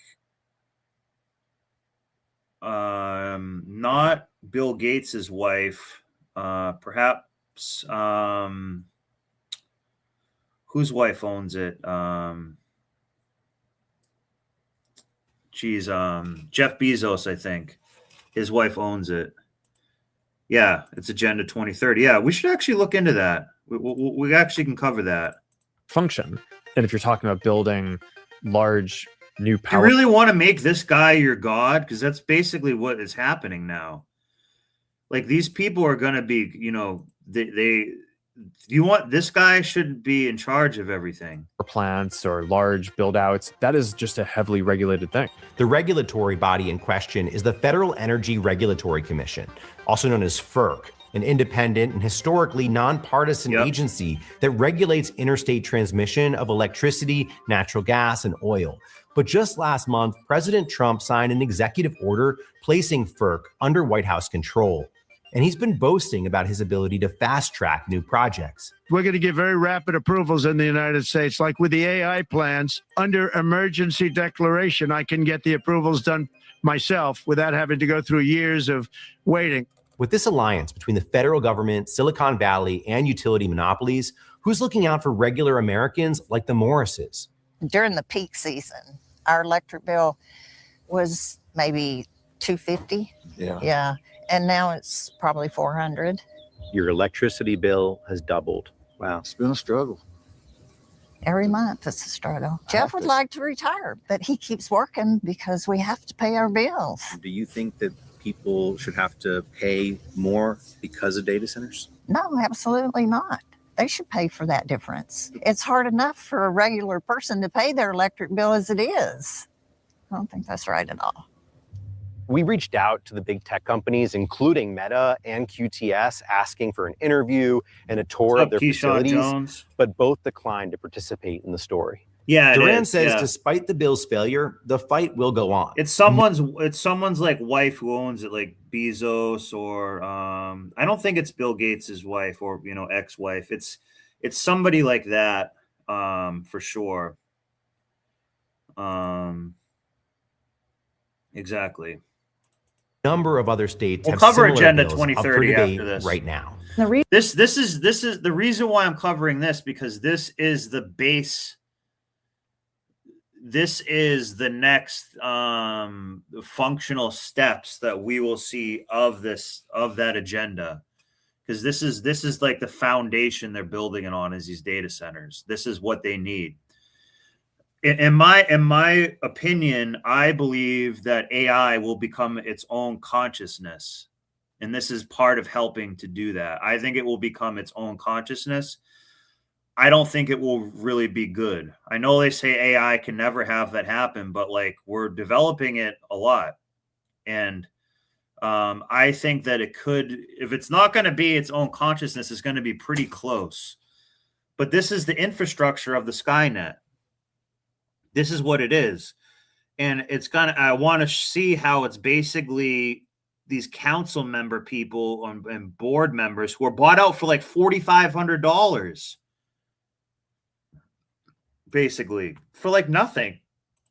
Reason I think, and part of it's the population just cares about what Tom Brady wants and stuff. So they don't really give a shit. They're just so cooked. They don't understand what's happening. They're going to love the data center. They're going to be like, oh, the data center is great. States should pass it, whether we do or not, is that data centers. It's a human problem. Like this is the machine. This is basically machines taking over us. It's just that we don't really understand it could yet. Possibly come to their state next. There needs to be legislation to protect them, because by all accounts, data center growth is going to be very fast. Before you go, please support our work by liking this video. Yeah, this is a more perfect union. And they're kind of like liberals, but I think they do a pretty good job.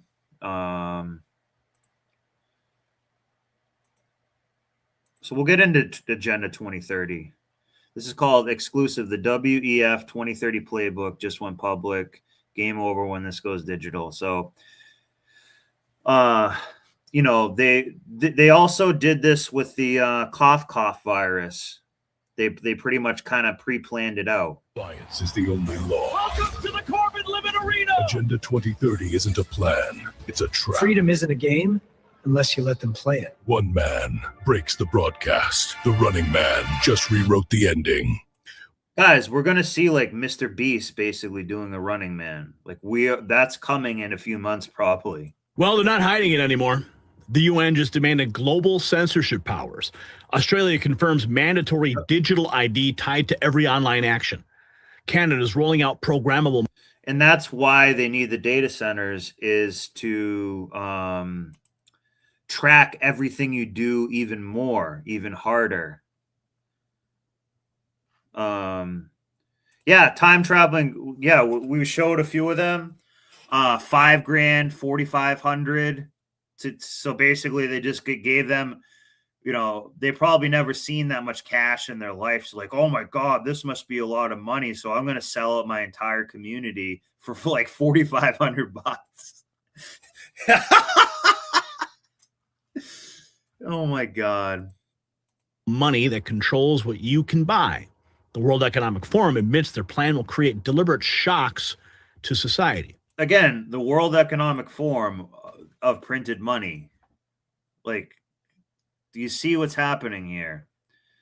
Yeah, this is going to, yeah, exactly. Hantavirus is going to be like that. They're already doing the same thing. Oh, it's on a cruise ship. It's probably called like the Princess Diana 2. I think Princess Diana was the one that was on originally. It's probably called like the Princess Diana 2.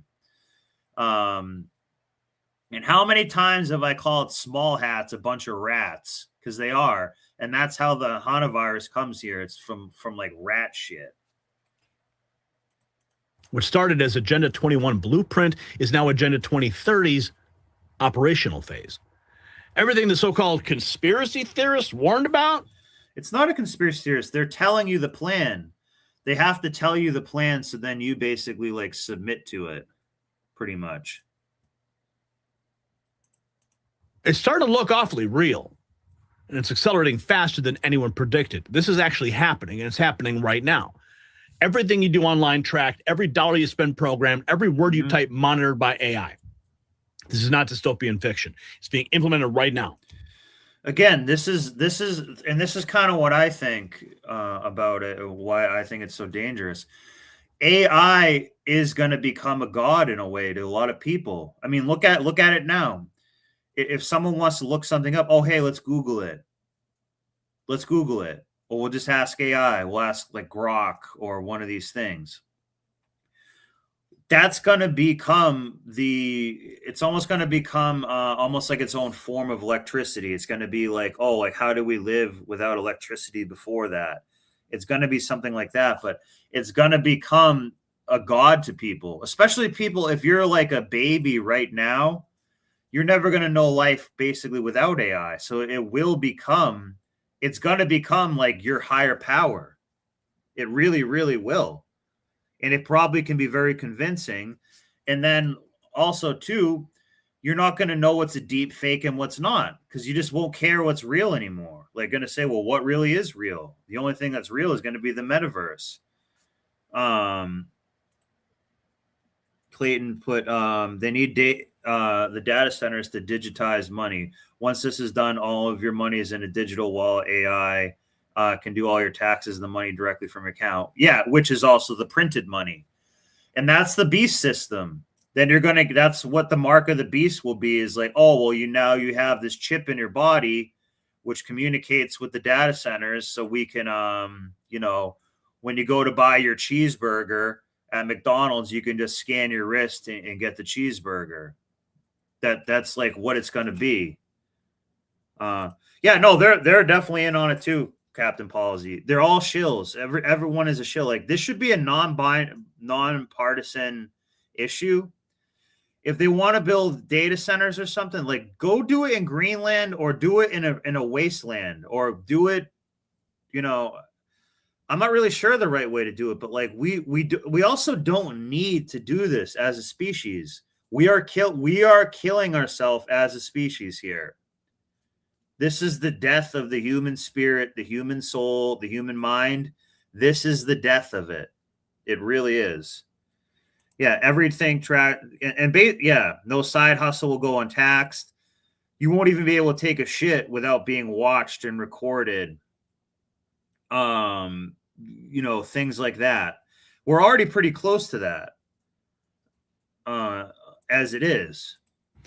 When the UN chief calls free speech a tsunami of conspiracy theories demanding immediate action, he's talking about silencing you asking questions. Yeah.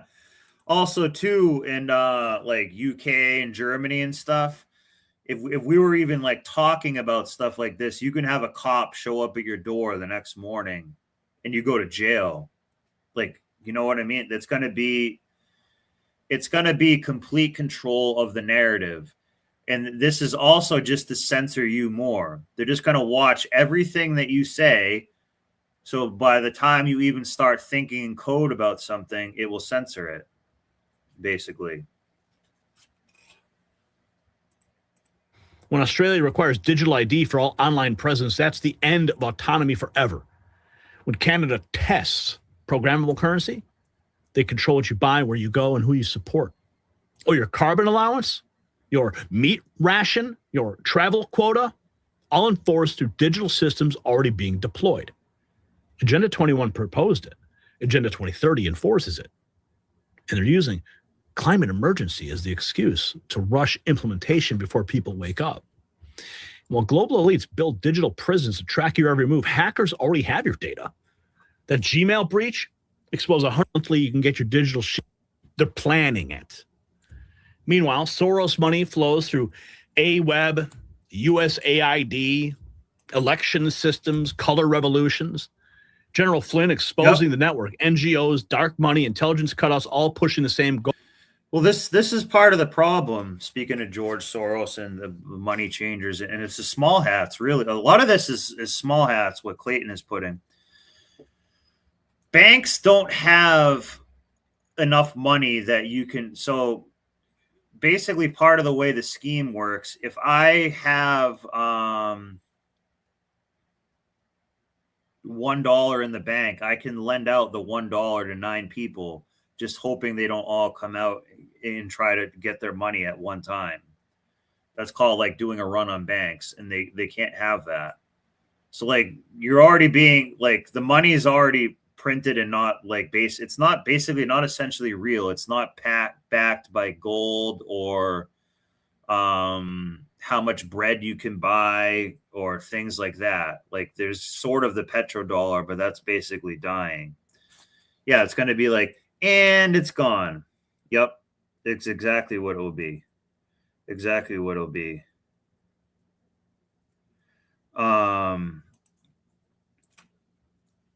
Yeah, try to grow your own food and stuff. But this, like, you know, this is not fear mongering here. I just want people to understand what's going on. Globalizing I'm not sure what elections, to do besides standardizing point control. it out.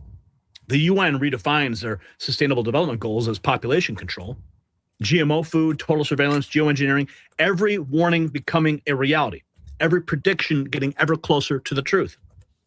Here we have this, 24 hours ago, World Economic Forum, confirming the path to forced traceability of online presence to digital ID.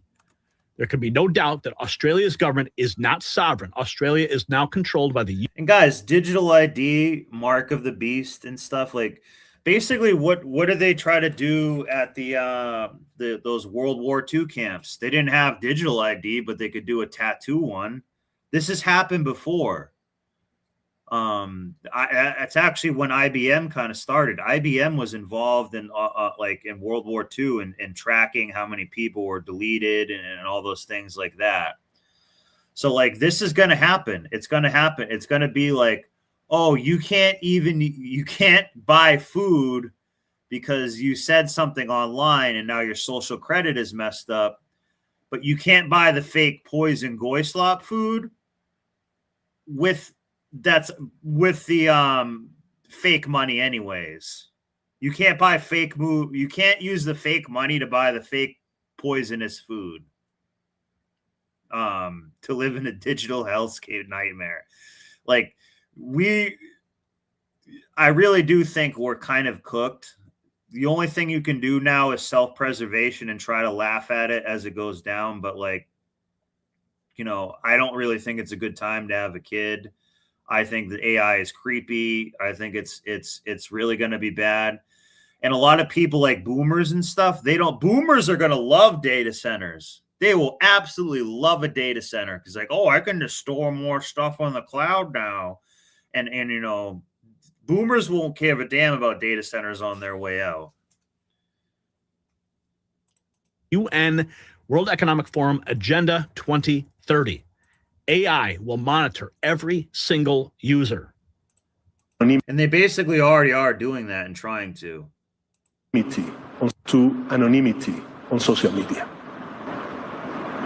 In our countries, no one can walk the streets with a mask on their face or drive a car without a license plate.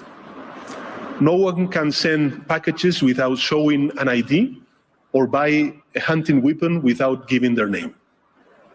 And yet, we are allowing people to roam freely on social networks without linking their profiles to a real identity.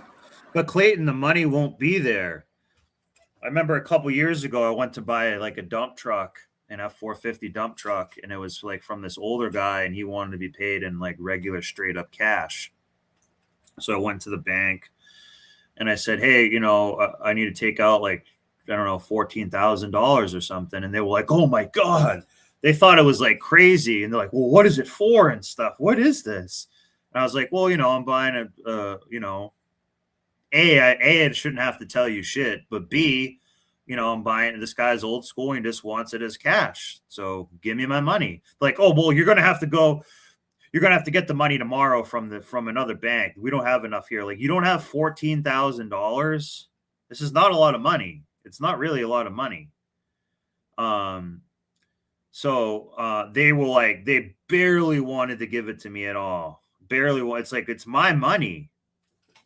Have it here. So like they act like you're gonna, and anytime you go to take out anything above like 10,000, they think you're just automatically buying drugs or something. It's bad. This paving the way for misinformation, hate speech, and cyber harassment. It's funny because they're gonna say they're gonna stop hate speech, but they will literally take water from you to live. They will take food from you to live. They will take resources from you to live. You know what I mean? So like, what's actually more hateful?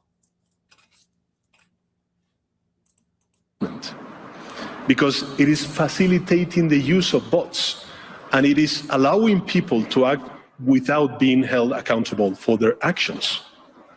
Such an anomaly cannot continue. In a democracy, citizens have the right to privacy, not the that's gone, buddy. Not to anonymity or impunity, because with those two, social coexistence. You guys remember, like, the people who are controlling this view you as cattle. You're just like an ant farm to them. They do not give a shit about you. They don't. So you gotta have to remember that. You know, I know it sucks to hear that, but like, they don't value you at all. Would be impossible. That is why I believe we must push forward the principle of pseudonymity as the functioning element of social media, and force all these platforms to link every user account to an European digital identity wallet.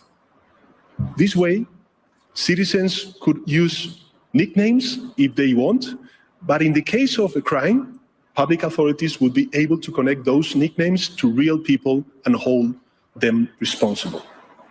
Because accountability is not an obstacle to freedom of speech. It is an essential complement to it. Yeah, he is right, but this guy will be probably killed soon. To anonymity. A compliment to freedom of speech, he says.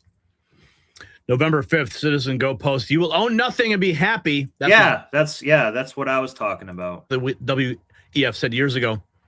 And that's exactly what the UN Agenda 2030 is designed to deliver. Control disguised as progress. Wake up before it's too late. Here's a video from the World Economic Forum. 8 predictions for the world in 2030. Which is not far away, guys. We're almost halfway already through 2026. And this is the last year of anything being somewhat normal. This is, you are a crop to be harvested. Exactly. We are like it's the Matrix. We're an energy battery for them. But soon they're going to say it's going to say well, we have enough solar and other stuff. So we kind of need people to kind of go because now we're not really getting much energy from you. So you're actually taking from our energy. It's crazy. Let's see. You'll own nothing and you'll be happy. Whatever you want, you'll rent. It'll be delivered by drone. This has got to be AI. The U.S. won't be the world's leading superpower. Yeah, because it's the U.S. is not real. It is kind of the world's leading superpower, but it's also not. It's the global elite that are. It's people who like tell Netanyahu what to do. George Soros types, people you never heard the name of. That's who's really running stuff. A handful of countries will dominate. You won't die waiting for an organ donor. This can't be real. They are trying to 3D print organs. I know that for a fact. We won't transplant organs. We'll print new ones instead. The guy, Dean Kamen, he lives in my state. He was trying, the Segway guy. He's working on that. But guess where also old Dean Kamen went to? He went to the Epstein Island. Yep. You'll eat much less meat. You'll eat much less meat because there won't be any around. An occasional treat, not a staple for the good of the environment for the good of the environment that they're raping. And our health. 1 billion people will be displaced by climate change. We'll have to do a better job at welcoming and integrating refugees. Polluters will have to pay to emit carbon dioxide. But not the big companies, just you. Just you using a chainsaw or something, you have to pay for it. There will be a global price on carbon. This will help make fossil fuels history. You could be preparing to go to Mars. Scientists will have worked out how to keep you healthy in space. The start of a journey to find alien life. Western values have been tested to the breaking point. This can't be real. Checks and balances underpin our democracies must not be forgotten. There are. Is this a real video? I mean, anyway, this sounds like something satirical. You got to be kidding me. I mean, would they really? I guess. I mean, they're so brazen. This could totally be legit. I mean, there's a disclaimer at the bottom. It says, "This is." Let's see here. And it comes up in a second. Based on the input of, I just lost. We go forward a little bit more.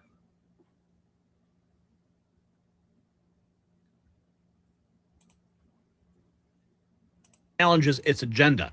When unelected bureaucrats start policing speech in the name of safety, it's not protection. It's digital authoritarianism in disguise. Listen. The spread of hatred and lies online is causing grave harm to our world. I guess part of what I'm trying to suggest when I talk about all this stuff, I want to show what's upcoming, but in some ways we're already here. We're already eating fake chemical food that's corn syrup. Like we're already in the stuff. We're already using the printed money. We already are in like a pretty much godless, degenerating society. We're just watching it do more, but like we're already there. So at this point, it's just almost like waiting for the technology to develop sooner. So I'm not saying accept it to be a victim. I'm just saying like this is how it's going to go. It's not going to be like all these people that watch football and everything are all of a sudden going to like rise up and be like, hey, we need to go back to farming, get rid of AI and do all. It's cooked. It's already, we're already kind of there. Even if we did want to go back, they already have a lot of the power, pretty much. Literally the power, your electrical power and stuff. Misinformation, disinformation, and hate speech are fueling prejudice and violence, exacerbating divisions and conflicts, demonizing minorities, and compromising the integrity of elections. Threats to information integrity are not new, but they are proliferating and expanding with unprecedented speed on digital platforms and supercharged by AI technologies.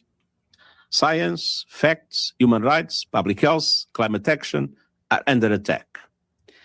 And when information integrity is targeted, so is democracy, which depends on a shared, fact-based perception of reality. False narratives, distortions, and lies breed cynicism, disbelief, and disengagement. They undermine social cohesion, putting the Sustainable Development Goals further out of reach. Let me change it to what this beast system is. Beast system will be some sort of technologically advanced society that comes upon the earth with the people believe that the beast system will be some sort of technologically advanced society that comes upon the earth with its control mechanisms and things like this. And that is a high likelihood to happen. But what many people are missing is a beast system that is already rising in the earth. And this one could be the fulfillment of the beast system prophecies in the Bible. And that is... So, you see this thing that the Muslims walk around a lot? Jeffrey Epstein has like a his own black cube thing. So they're obsessed with this like black cube of Saturn bullshit, which I don't really know a ton about. Through Islam. What we're seeing that just took place in New York City with Zorhan Mamdani, as well as what's happening all around Western civilization and Europe with the Islamic takeover, and even what's happening in Mecca and the Bible prophecies talking about the worship of the image of the beast or the Antichrist prophecies. In this video, we'll look at how Islam could play a front and center role in the Antichrist beast system prophecies coming to fulfillment. One of the main prophecies that we know that comes upon society when the beast system... And you don't have to believe in the Bible or anything to just basically see that this is happening.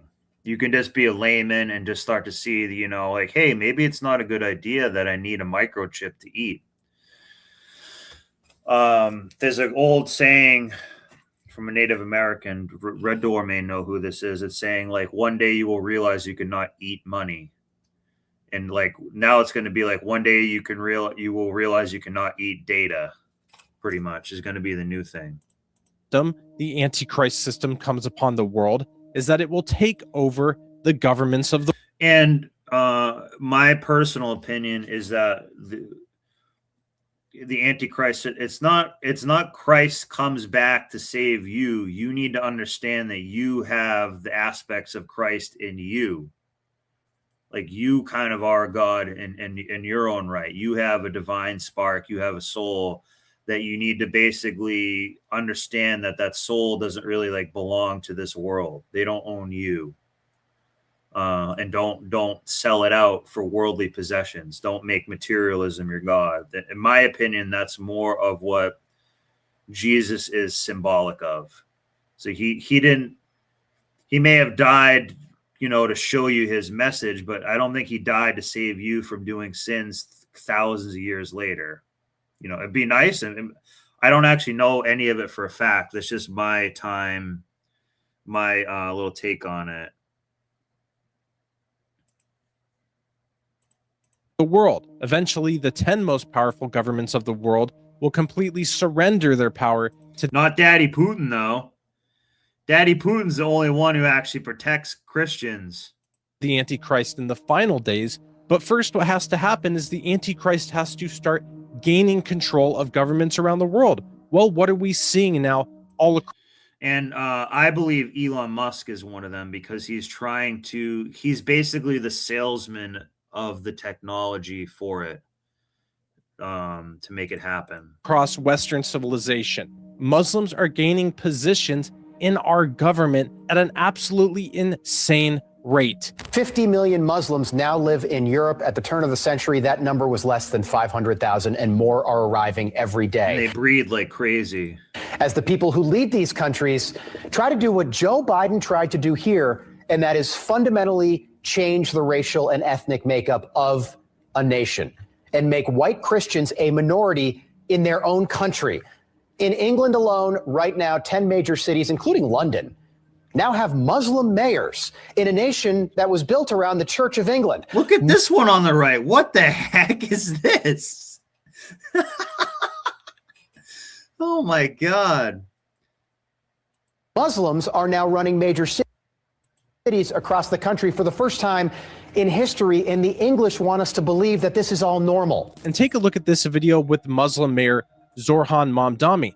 These are the same people who complain all the time about the separation of church and state and Christianity and politics. And meanwhile, they're laying out their rugs and bowing down to a false. Remember, his mom's been to Epstein Island and stuff. So that's, you know, where his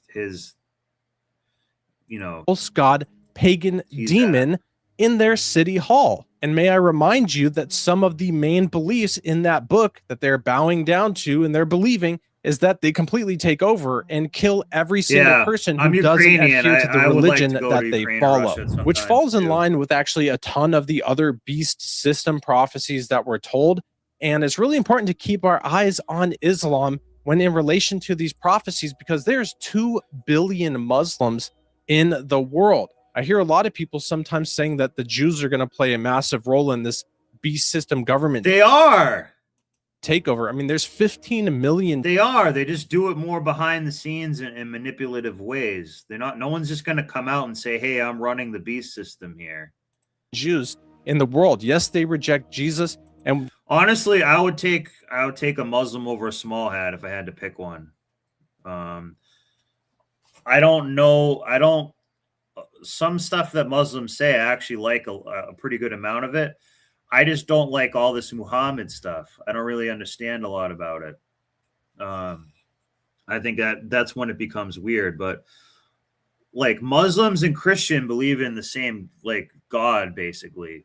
They just think, you know, that Jesus was more of a prophet, that he's not just the one and only end all be all son of God. They think that he, you know, was good and everything and did his message.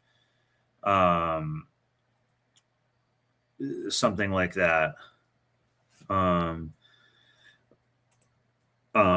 know, I'm not really sure what to believe. I have to change it a lot, but I think that we are more in the, not a simulation, but I do think that we are harvested as a crop, like Clayton was saying. I really think that. And I think that's what Jesus, I guess I'm more of a Gnostic, not agnostic, Gnostic. So I believe that Jesus basically died trying to say he's in this world, but not of this world. And he understands that kind of this world is sort of cooked, and he just was trying to be good when he was here. They need to be confronted on that. Notice Jesus didn't have a kid. Want them and everyone to be saved, but they're not going to be fulfilling these other prophecies like the potential 200 million man army in Revelation 9, or the people who are going out and fighting for the beast in these last days. There's just not enough of them, but there is enough Muslims in the world to fulfill that. It's important that we realize too that they're very open about saying that they do not want to coexist with the Christian societies that they are now invading on a massive scale. Unfortunately, these days we don't repeat this enough, or we don't have this aqidah concept firm in our minds that Islam did not come to coexist. Islam Islam la yu'la. Al-Islam ya'lu wa la yu'la alayh. And Islam is raised high and nothing is raised above Islam. We can't think of Islam that it came to live with these other religions, in the sense that Islam is a religion amongst those religions and they have a share with the truth. Might be a simulation. I don't know. I question stuff a lot. You know, this worship of Allah, the correct worship of Allah subhanahu wa ta'ala. Islam came to correct all of that. Islam came to remove the oppression of all those religions, and it is the only truth, and it is the only way to justice. There's another prophecy in the book of Revelation talking about the beast system and the actions that they will be doing to Christians upon the earth at that time. And it talks about this in Revelation 24. It says, "Then I saw the souls of those who had been beheaded for their witness to Jesus and for the word of God, who had not worshipped the beast or his image, and had not received his mark on their foreheads or on their hands." The first part of this prophecy that really stands out is that there's only one group at this savage of people on the face of the earth who's even known for beheading other people. and that is those who follow Islam. There's a few other things that stand out in this prophecy, which is that these Christians were beheaded because of their witness to Jesus and to the word of God, meaning that they will not compromise the truth of the scriptures, just like the Quran has completely corrupted them and manipulated them to make Jesus sound like he's not the Son of God, he's not divine, he didn't die on the cross. That's what the Quran teaches. So these people could be beheaded for that reason, or the fact that they didn't worship the beast. And I've read some of the Quran, and it has some pretty crazy stuff. Like one part of it is saying, like, I will cut his skin off, burn him, let it heal, and then like burn him again. So they're basically saying, like, cut your skin off, put you in like a giant frying pan thing, let your skin heal again, and then like do it again and stuff. Like they have some pretty crazy stuff too. Or receive his mark on their hands or their foreheads. In that, like I think in the Old Testament, like when they talk about the Elohim, I think that means many gods, and they're kind of like evil gods. I think there's a lot of there's more evil going on now than ever before. It's just starting to reveal itself a little bit more. That section of the prophecy, we start to get a glimpse into the religious aspect of the beast system, which we'll look at now. These videos are popping up all over Europe and now popping up in America too. Muslims in the US have started a new trend where they record themselves taking over Christian churches, converting them into mosques, and posting the videos while mocking Christians for their weakness and inability to stop them. Here, I didn't know that. We see Muslims are entering Christian churches in Minnesota and chanting prayers to Allah in Arabic. They're filming it for social media to proudly declare Islam is taking over America. These types of videos have been popping up for years. They're coming to these countries. They left their sand and cave villages in the Middle East and are now enjoying the fruitfulness of a Christian nation. Yeah, notice, like, I will say this. They don't know how to build a good society. Their societies are dog shit. But they're deciding to try to bring it back down. Like, in other words, they couldn't trees. They left their sand and cave villages in the Middle East and are now enjoying the fruitfulness of a Christian nation, but they're deciding to. They can't build stuff like this. Like even in India, they have the Taj Mahal, and like 2 houses next to it looks like dog shit. You know, they can't build stuff like this. I hate to say it, but you know, a lot of white men have actually built most of, you know, modern societies. Try to bring it back down to their cave society that they came from, which is just showing us now that there's a lot of proof that they're starting to fulfill what the beast system could be in the earth. They're definitely antichrist at the very least. The Bible tells us anyone who denies that Jesus is the Son of God is antichrist. The Quran has 13 verses that command and tell Muslims that Jesus is not the Son of God. So on that alone, we know that Islam is antichrist. Well, it's a Christian country. It's a Christian country. Yes, it is. This is a Christian country. You're jealous that we're taking over? You're not taking over. Why are you taking over? How are you taking over? Mate, we've got it, mate. We've got it. You've got it. Is that what you think? Revelation 13:15 says that he would. But where they came from sucks. Was granted power to give breath to the image of the beast, that the image of the beast should both speak and cause as many as would not worship the image of the beast to be killed. Yeah. So here we see that the Antichrist will demand worship. People will have to bow down to him and bow down to his image. Well, what do Muslims already do 7 times a day? They bow down to a demonic site in Mecca, which used to be the false god center of a false god Habal. Wow. Where the people in the past would circle. See, these old gods and stuff, Baal and all this stuff. Remember when I showed on the I'll go back and find it. The Pope, the Catholic Pope also worships this too. But this is what I'm trying to say, guys. This is really what's running the show. That's influencing everyone, and it's been going on a long time. And just that now technology is getting better, but the technology will still be influenced by all this stuff here. And worship false gods, and it's the exact same thing they do now. You'd think if a real true God would take over a center for his own worship, he would at least change the type of worship, but no, they still do the same circling thing that they did to the false god Habal there in the past. So just the fact alone that there's a group of people on this earth who are antichrist according to the Bible, and they bow down to a false demonic god 7 times a day, and they're known for also beheading people who don't submit to that same belief system, it looks like we're starting to get a pretty clear picture of who could be fulfilling the beast system prophecies. Mystery Babylon plays a big role in the end times prophecies, and it will be connected to the beast system in one way or another. And in this video from A Rude Awakening YouTube channel, in an interview with Joel Richardson, he makes some interesting connections about how Mecca could be Mystery Babylon. When we look at Islam, when we look at the city of Mecca, we look at this great pagan city, the greatest city of idolatry that mankind has ever known, the single greatest idol that mankind has ever produced, the Kaaba right there in the Asharam, Ash-Sharif, what's called the Noble Sanctuary, right there in the middle of Mecca. This is the single most visited spot in the entire world in the history of humanity. And they're going there to worship Satan.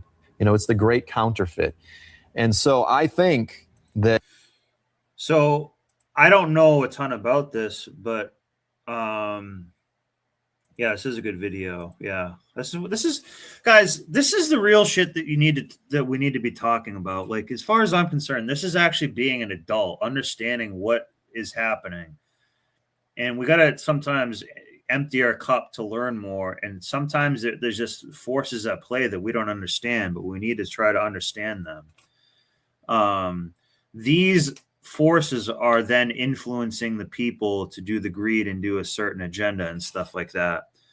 I just want to show you one quick thing of which we've covered before on the show, but I want to show it from the more Catholic perspective really quickly, that has to do with Baal, and you're going to be able to see Baal on this one thing. So it's a past video from a live stream, but it's just a 2-minute video, and it's just going to link it with what we're watching, but from a non-Muslim view. With the staff, Christian view. 2 serpents, basically the phallus symbol, the 2 serpents.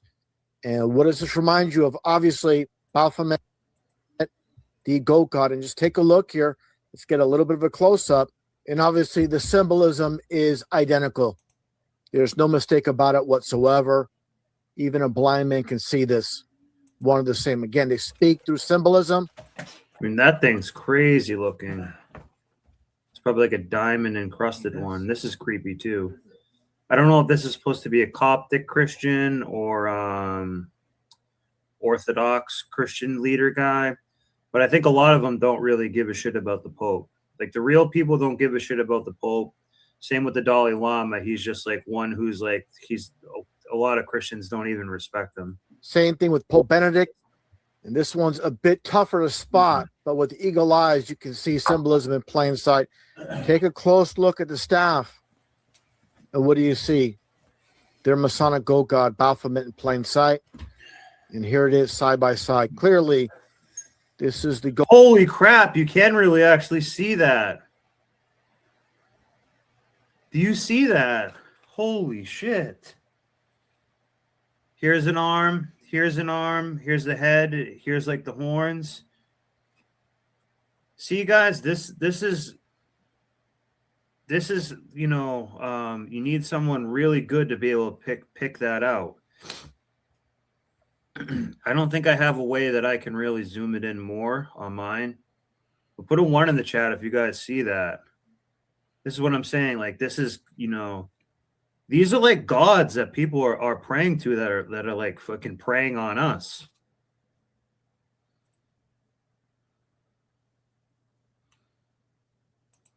When I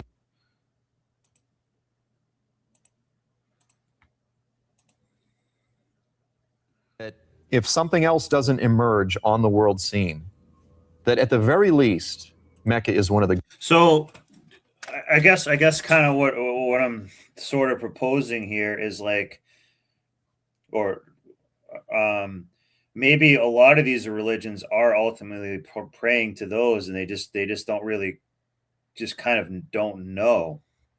You know, I'm not claiming I know, but like the current religious systems and stuff, like the results we're getting are not working. We're not kind to each other. We kill each other. We kill the planet.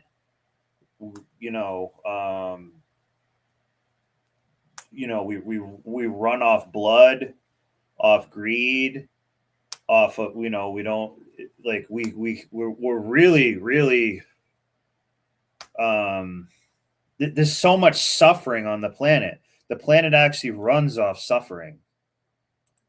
Great Babylons of human history, and it's probably the greatest Babylon of our day. It's the greatest stronghold of Satan in the earth. It's the very womb from which the demonic, satanic doctrines and activities are being spread out all over the world. And it just so happens, as I mentioned in the last segment, that Saudi Arabia is funding the spread, the evangelism, this greatest propaganda campaign, the greatest propaganda campaign. And what is Saudi Arabia also doing? Buying the PGA Tour, buying other stuff like that. Like they're going to buy a lot of stuff like that. That mankind has ever known to spread the greatest antichrist religion that mankind has ever known. I think we might have our solution. It seems to meet all of the criteria. It seems that all of the fingers fit.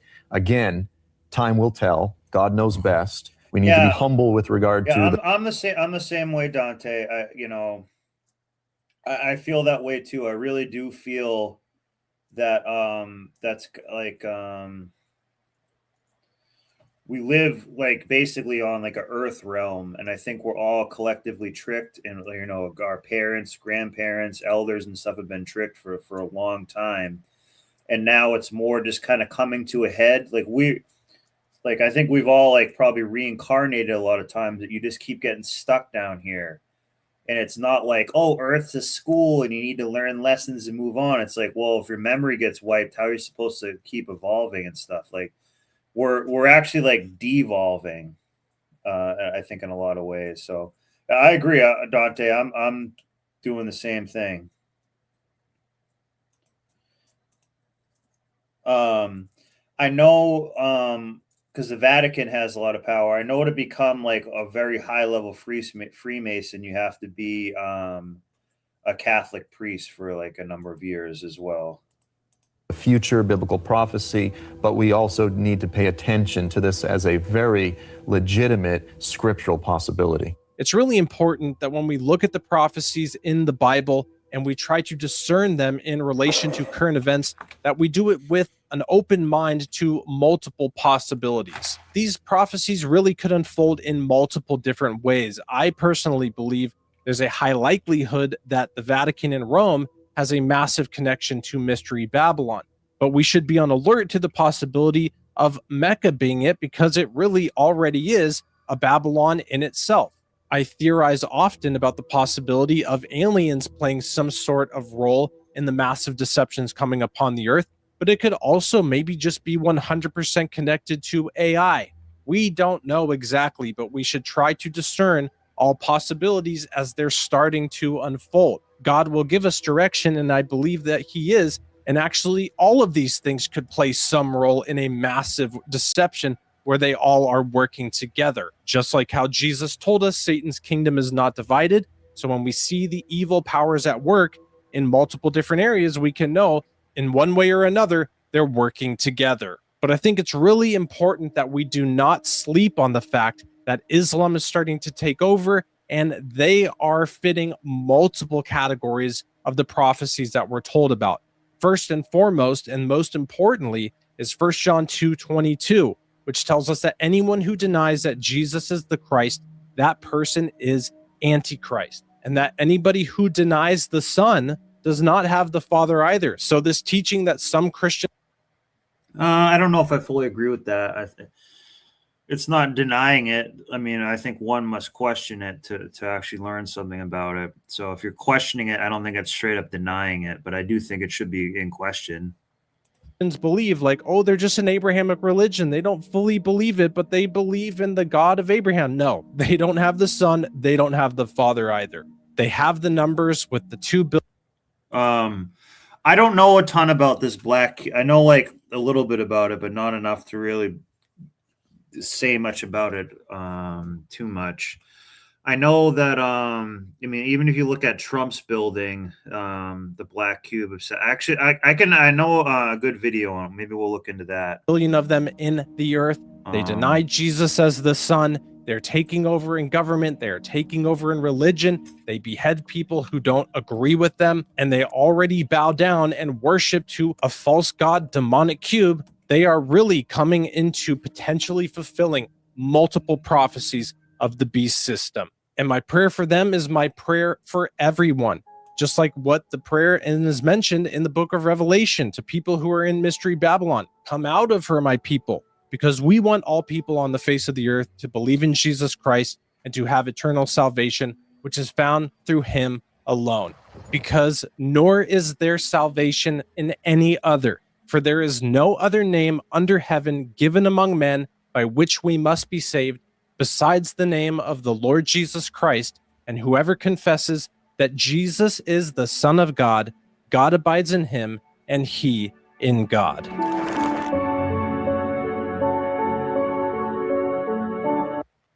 Good video by that guy. This is so let me just see. Because this guy has a good channel too that I look into sometimes. But let me go back and look at the chat there.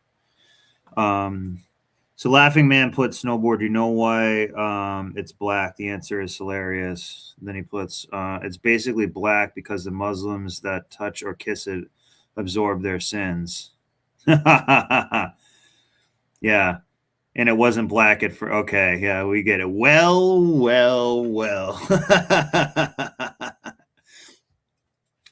So again, guys, I don't know fully what's happening with all this stuff. So, you know, but I know, you know, something's not right. So this guy, this channel is called Schizo Dumps, and he does a really good job of demonstrating some of this stuff. So let's investigate this a little bit more, because I know Trump's tower is also like a black cube. This is also reminds me of obelisk thing.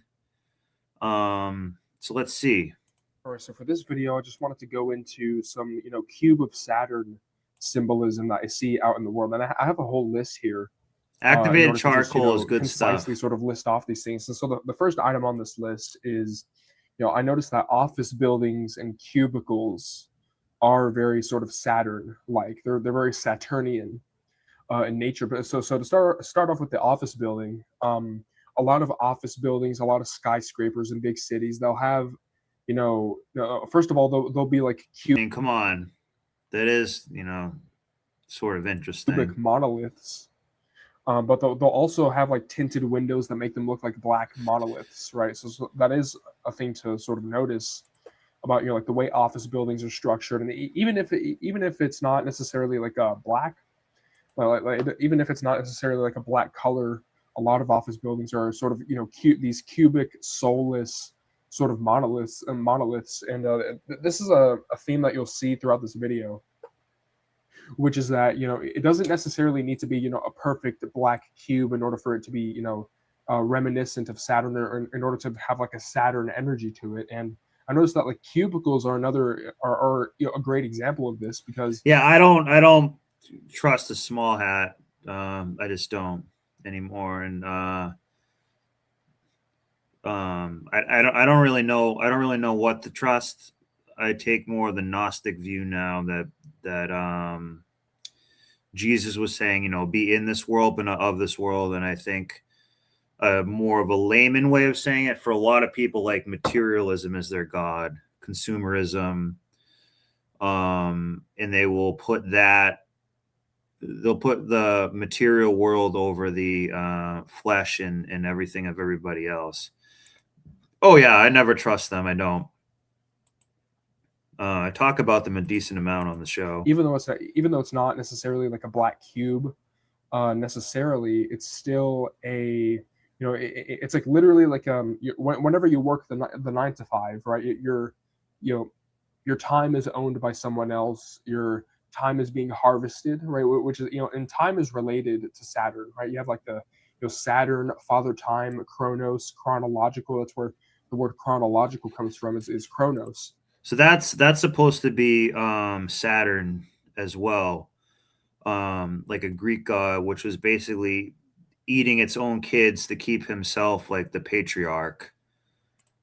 Pretty much. What intelligent chat. Liberty Cap puts Black Cube equals Saturn equals Kabbalah equals Chronos equals Grim Reaper dark stuff. So I know a little bit about Kabbalah kind of because I was involved and people were trying to get me involved into it and stuff like that. And I was like, this seems, too small hattish for me. And I said, I don't trust small hats. And I just, anything around it, I didn't like. Just instinctively. So I do know a little bit about some occult stuff that I'm going to end up doing a show on it, kind of exposing something that I was kind of I got kind of like sucked into a little bit, but then I got out of. But they were into Kabbalah and all this stuff, and I just thought a lot of it was kind of like bullshit. Or not bullshit, but like it's actually very dangerous stuff. And a lot of this stuff ends up just being bad. But I didn't know that it was related to Kabbalah and right. stuff. So it's like your time is being siphoned, your energy is being siphoned at the office job, but then you're literally stuck inside of a cube for 8 hours of the day. Right. So that is interesting about office buildings and cubicles, is that, there is like a cube symbolism there. And then we get to like the whole idea of like the 9 to 5 hustle culture and, having a schedule, like the whole like self-improvement stuff, which is this idea that you like, oh, you shouldn't waste your time. And, oh my God, everyone's all, looking at their watch. Like, oh my gosh, what time is it? And, having your days, scheduled out, having to structure your days. You need to be at this meeting at this certain time, and yet again, like your time being owned by someone else, by a big corporation, and that is a form, like the whole 9 to 5 job is a form of Saturn worship. It is, yet again, because Saturn is related to time, and I don't think people do it consciously. It's just a subconscious thing, but anything that has to do with like the obsession with time is it's a form of like you're giving your energy to Saturn, right? Anytime you're obsessed with time, anytime your time is being and it's also a way to loop you into a rabbit wheel too, like so time should more exist from like the cycles of daylight in the Muslims, they measure it by like a lunar calendar, not solar calendar. I don't know if you guys have taken mushrooms or anything like that, and you start to think, like, maybe time actually doesn't exist. There's different ways of maybe measuring time.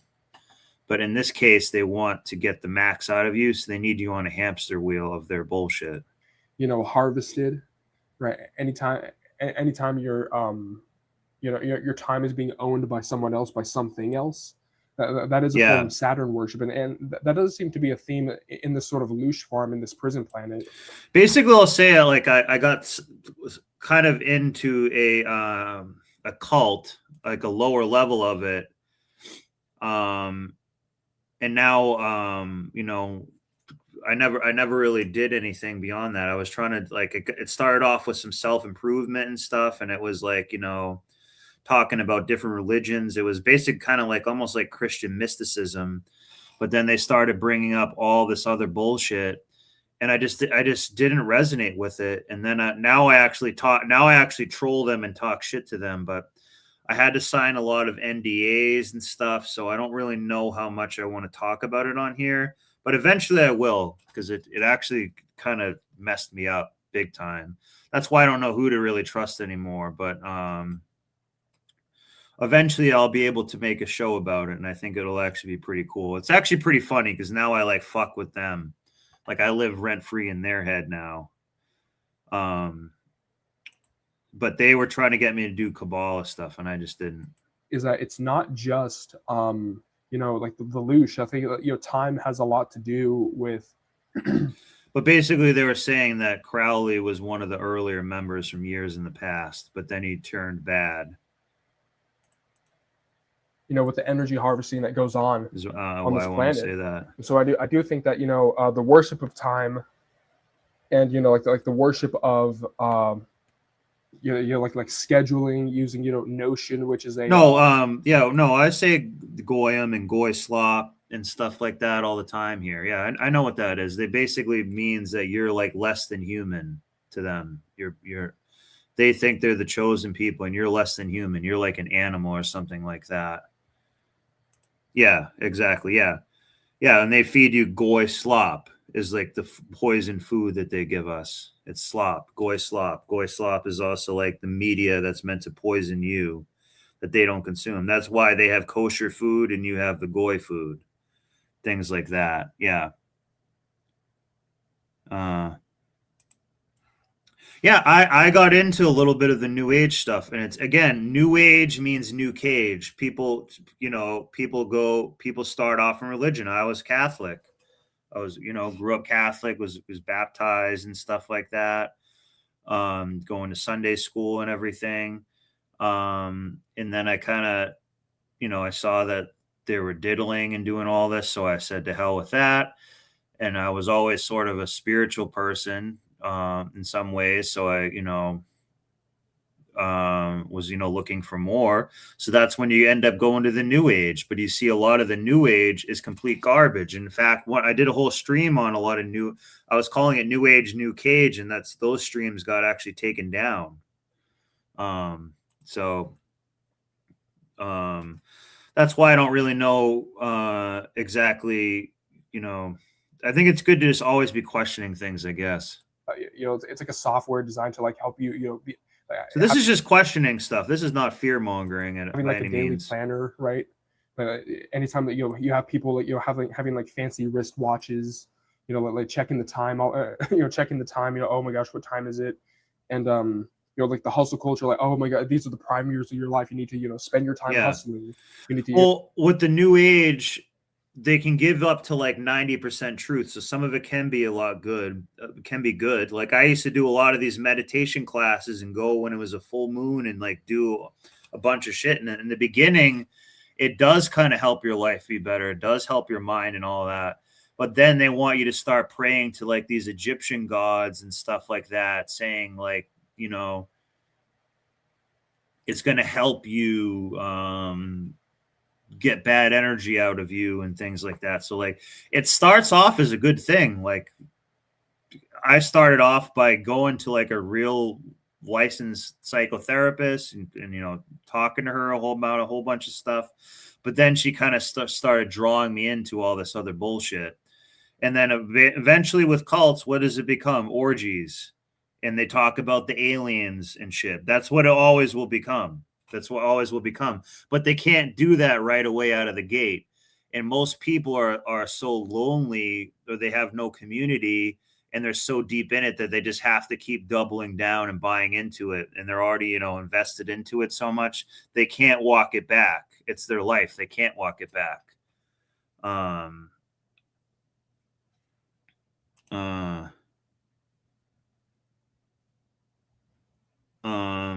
You sure your ex wasn't a white magician, like they say?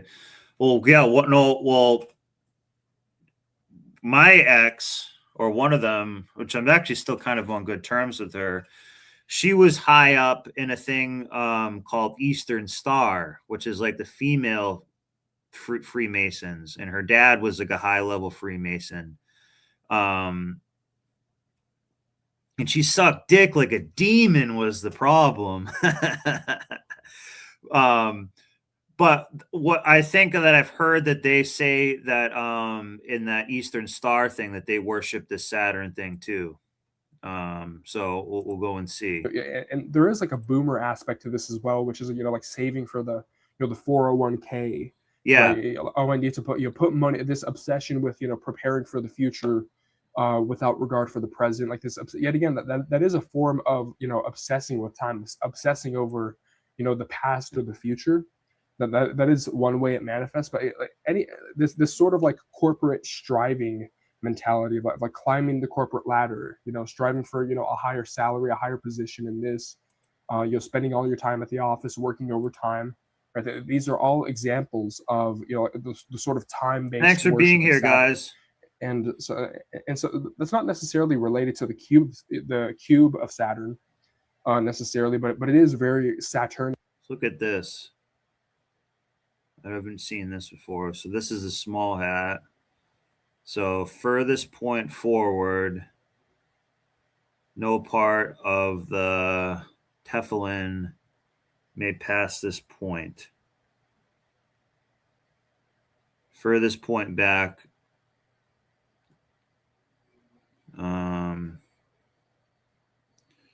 the kesher knot should be on the bone at the bottom of the skull, which normally corresponds to the height of the eyes. So I'm not really sure how to interpret this or what any of this is, but I'll let you guys look at it a little bit. And anything that's like time based, anything that's like time obsessed, like your time is owned by someone else, you're constantly checking the time, you have your alarm to wake you up at a certain time, right? Like all of that stuff is very much like a Saturnian control system that's put in. Yeah. So they say, so where this agriculture thing comes in, and they say that Baal does this too. So basically, like when the Mayans and Aztecs and stuff like that, part of the reason that they were doing the sacrifices, they would say, oh, this is going to bring rain and give us a good crops and allow us to have a good harvest season and all that. So they believed that it was like influencing the weather and everything like that. So they felt that it was actually for the greater good to do some of these sacrifices and stuff like that, which kind of seems crazy. But when they're saying agriculture, that was some of the logic behind it. And this is what I said, consumed his own children when he was prophesized that it would, that one would take over him. So he wanted to basically be the patriarch forever.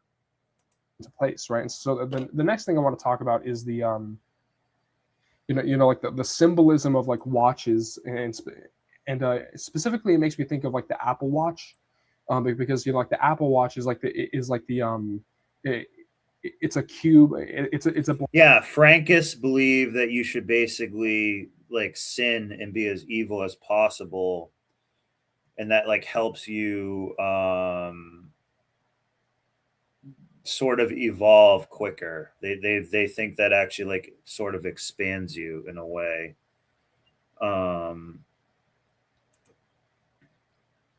Ball is the pooky kind of chunky. I don't like the sound of it. And Dante's Inferno is one of the things that I'd like to cover. We've covered Plato's Cave before, but Dante's Inferno and the different realms of hell and all that would be interesting one to cover. I haven't read the book yet. I know someone who has. He's on AJ's show, that Anonymous Prime guy, the English guy, and he says that he knows a lot about it. So maybe we'll have him on one time to discuss it, because I've heard like Dante's writing is very, very, very influential. Black square sort of monolith, and yet again, like it doesn't have to be necessarily a perfect black cube. It can just be it could just be a monolith of 109, some sort, right? But the thing about watches that's interesting is that it is like a talisman for Saturn. I don't wear watches, Red Door. I used to a little bit. Like the worship of time, of like having all of your your activities revolving around time, like the time, trying to keep your time, you're being a timekeeper, right? And it reminds me of like that sort of rabbit from Alice in Wonderland with like the pocket watch, and he's tapping the watch. Right, like, oh, you can't waste your time. You have to, you have to grind, you have to hustle, you have to be at this meeting at this time, you have to wake up at this time, you have to have an alarm for this time. You need to keep track of your time, and so I think watches have a lot to do with that. And another thing about watches that is interesting is it makes me think like the whole like wristband, like having like a like a ring around your wrist, right? That is also reminiscent of Saturn, because Saturn has rings. You know, people have when people get married, they have rings that they wear. You know, Freemasons wear rings. You know, you have like the whole Lord of the Rings. You have like the Eye of Sauron, like the reptilian eye, right? Like you have like the one ring to bind them, right? So there is also like a ring symbolism that I think might be going on when it comes to, you know, like watches in general. Yeah, I'm someone who I would say over the past few years, I do not use an alarm clock. So that's one of the best. This is how you know, like, so with money being, you know, things are so expensive and stuff like that, we can't really just mark success as money. Success is really freedom of your time. For me, success is freedom of my time. I can sleep in as much as I want every day, pretty much, unless I made a commitment to a customer and I want to be there on time because that's important to me.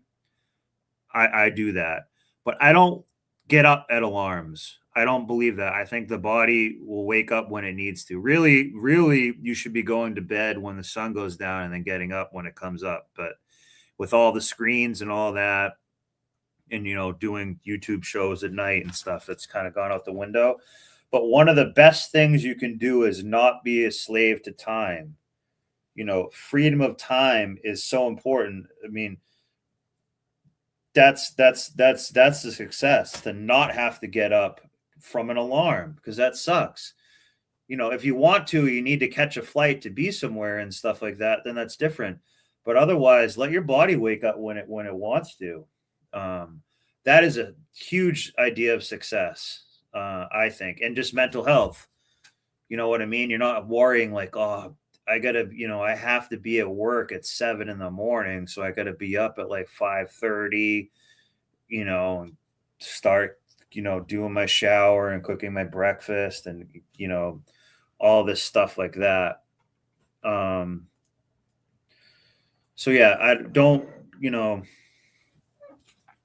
I'm not telling anyone how to live. I'm just saying I think that's my idea of success, or an aspect like, to it. like, you know, wrist strap. Because it's also this, in a way, this is the mark. It's also a mark of the beast, because it's the time. It's the time that owns you, and you're like putting it on your body. Tattoos are almost very similar to that as well. That's right, and it also reminds. But I mean, I also like being on time to stuff. So like I respect time because I respect other people's time. You know, if I say I'm going to be somewhere at 5 o'clock, I like being there. Like if I'm 5 minutes late or anything beyond like 6 minutes, I'll say, hey, I'm running late. I will always do that. So, you know, I respect time because it's, you know, people's commitments, I guess. Of like carnivals, like anytime you've ever gone to a carnival or, you know, like an arcade, like they put like the paper, you know, wristband around you in order to sort of mark you as like, oh, okay, you're allowed into this ride, you're allowed into this area or whatever, right?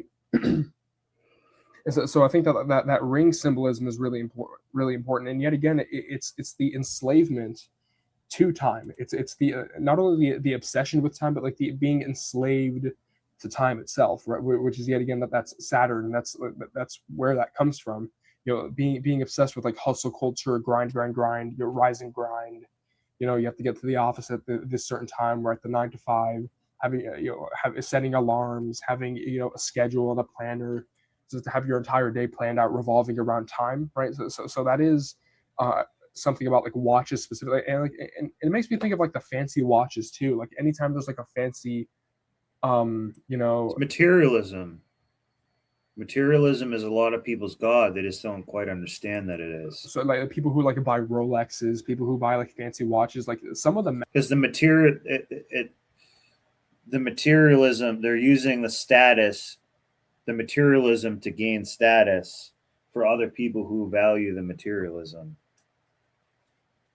Mechanisms on these watches, like the tourbillon or like the gyro tourbillons. Like some material, it's not that materialism itself is evil or something, but the worship of it and the, you know, trying to get You know, I don't need one boat, I need two boats and stuff, like things like that. And I'll show like a GIF on screen if I can find one, which is like it's like rings within rings. You know, like these mechanisms. These mechanisms are sort of like rings within rings. You know, it's very cyclical in nature. It's very, you know, it reminds me of like the snake eating its tail, but like the Ouroboros, right? So that is another aspect. It is like the cyclical, you know, nature of time, as well, which is, you know, and you know, time is another huge theme. You know, when it comes to Saturn, and I think that you should be aware anytime you find yourself obsessed with time, obsessed with, you know, like the past or future, or you know, anytime your life is revolving around, you know, time is almost like a god of some sorts. Like you're worshiping time. Anytime you do that, you should catch yourself and be like, oh, okay, you know, I'm being caught in, you know, like the Saturn sort of like the Saturn moon matrix in a way, right? But you know, moving on from watches, you know, the next item on the list that I notice is very Saturnian is you know, motherboards and microchips, right? Which is, you know, like a lot of like motherboards, they have like yet again, like it's not, doesn't necessarily need to be a perfect. Again, data center. This is going to be, so if this is a green field over here and they're going to make a data center, this is very similar to how that will look. Cube, right? But a lot of like motherboards, they'll have like the black monolithic squares on the motherboards, right? Like they'll have that. And one of the things that like the motherboards remind me of is it reminds me of you know, big cities and skyscrapers, like I mentioned in the beginning of the video, which is that, you know, and I've talked about this in another video, which is that, you know, big cities are sort of built like motherboards. They're sort of built like you know, circuit boards, and yet it's like there's you know, black squares or black cubes that sort of populate an area, and they're designed to sort of harvest, you know, some sort of energy. Motherboards harvest, you know, electricity, but cities harvest people, right? And and this is why like living in a big city is, you know, very unattractive to me. I think that does sound like hell to me. Like I'd rather live in like an isolated area where I have control over the land. And I think that, you know, whenever it comes to like big cities, it's very much like people are the electricity that runs the motherboard of that city. And like anytime you go to your 9 to 5 and you commute to your job or whatever, that generates energy. And yet again, it's like the time it takes for you to commute. So sometimes that energy that they're saying they harvest, like Clayton was saying, like we're a crop to be harvested. Sometimes they call that loosh. In Gnosticism, they call that like loosh, the energy that which could mean like fear, depression, sadness, grief, anxiety, basically sort of like negative vibrations, I guess. Time you spend at work, right? The time you spend, you know, in overtime doing work that you're not getting paid for, that's all like Saturn, you know, time harvesting. Yet again, there's an element of harvesting time when it comes to this stuff. But yeah, motherboards and microchips, yet again, like the black square doesn't need to be a perfect cube. It could just be like a black square, like the Apple Watch. But yeah, like I noticed that there is a similarity between motherboards and cities, and that there is a similarity between, you know, microchips and skyscrapers. There is like an as above, so below kind of correlation there. And so yeah, the next item on this list is, you know, phones, computers, TVs, right? Yet again, it's not necessarily, you know, a perfect square, but you know, like phones are essentially black slabs or black rectangles. You know, computers are black, like my laptop. You know, is a black slab. It's a black rectangle. You know, and TVs are also black. They also do this with the architecture too. They want it to be a box. They want it to be like, you know, that's why they don't make things rounded. They don't make a house. Like we could make a house in like a hexagon or a circle or something like that. So kind of the energy flows in more of a like a wheel and stuff like that. But they don't. They want it to be they also do make everything like a box. So it reminds you that you're in like a you're in a 3-dimensional world, but you kind of like see in 2D, which I can explain that another time. Like we actually kind of see in 2D, we just don't really realize it. Hey, I stopped it at 11:11. Rectangles, but back whenever TVs used to be like CRT TVs, there were literal cubes that people would stare at and people would get under a spell, right? And the other thing that's interesting about this too is it reminds me of Steve Jobs. And yeah, so TVs and screens and stuff like that, the black screen, the black mirror, those are called like a scrying mirror, which we can go look into that another time. And Next Computer, which it's a computer company that he started, and like the computers were literally black cubes that he produced, and even like the computer towers or the PC towers. And Steve Jobs and Steve Wozniak, they didn't just start in their garage. Really, they got like a loan for like $200,000 from their parents or something. I think Steve Jobs' parents, and I think Steve Jobs' parents were like either.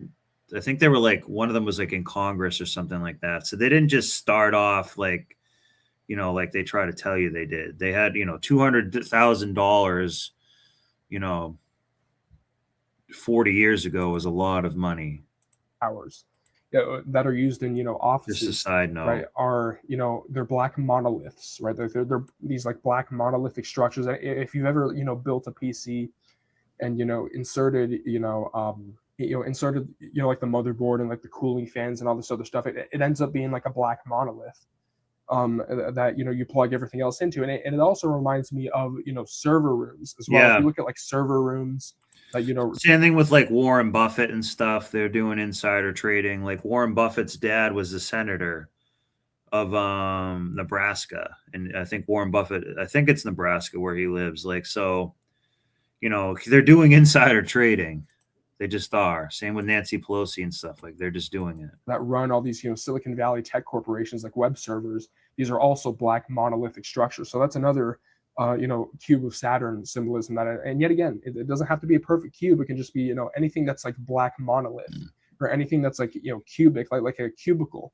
You're stuck in the cubicle for 8 hours a day. Your time is being siphoned off and you're stuck inside of a cube, right? I mean, it doesn't get more blatant than that, right?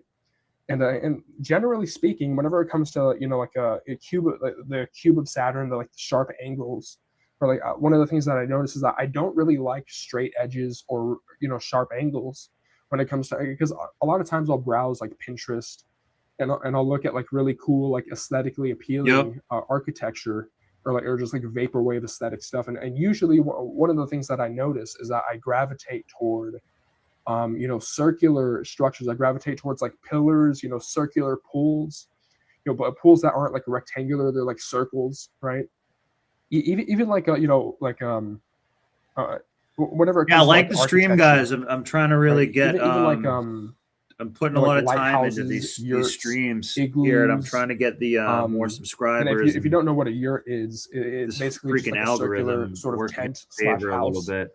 That you can live in. And there's also these things called like Quonset huts, which are like these sort of like semicircle huts that you can build. And so I noticed that I gravitate toward like the stuff that has like rounded edges, the stuff that isn't right angles, and maybe it's because it reminds me of like caves, like anything. It makes me think of like an. So let me so this is a video that I've seen before, and I don't think I've put it on the show before. That is also on this, same. Now, old naughty Jeffrey here, he had a lot of influential friends, shall we say. Noam Chomsky, some political figures, some very wealthy people. But also, this is related to the same thing, you'll see. So, did you know he had a lot of friends that were influential in the early days of artificial intelligence research, including this guy, Marvin Minsky. Now, Marvin Minsky is an interesting character, and he did receive a lot of funding from Jeffrey Epstein at MIT, right? But also, he uses the mythological term golem a lot. And also, it is said he claimed to be a descendant of Rabbi Judah Loew, the Kabbalic magician that created the golem in Prague. Now, what the fuck am I on about? So a scrying mirror is basically like what the black mirror is. Who the hell is Rabbi Judah Loew? What does this have to do with artificial intelligence? All right. Okay, bear with me. We've got to go back to 16th century Prague. At the time, the Jewish people are being persecuted. They're persecuted a lot, these Jews, it seems, throughout history. But in this case, they were being persecuted and being accused of blood stuff. You know, kind of human sacrifice kind of stuff, right? So because of this, they were being persecuted. And then this guy called Rabbi Judah Loew, Ben Bezalel, he decided, I'm going to try and do something about this. I'm going to use the Kabbalic knowledge that has been passed down to me to do something about this. And he reads through his Kabbalic knowledge and he realizes, I can create an artificial being to protect us.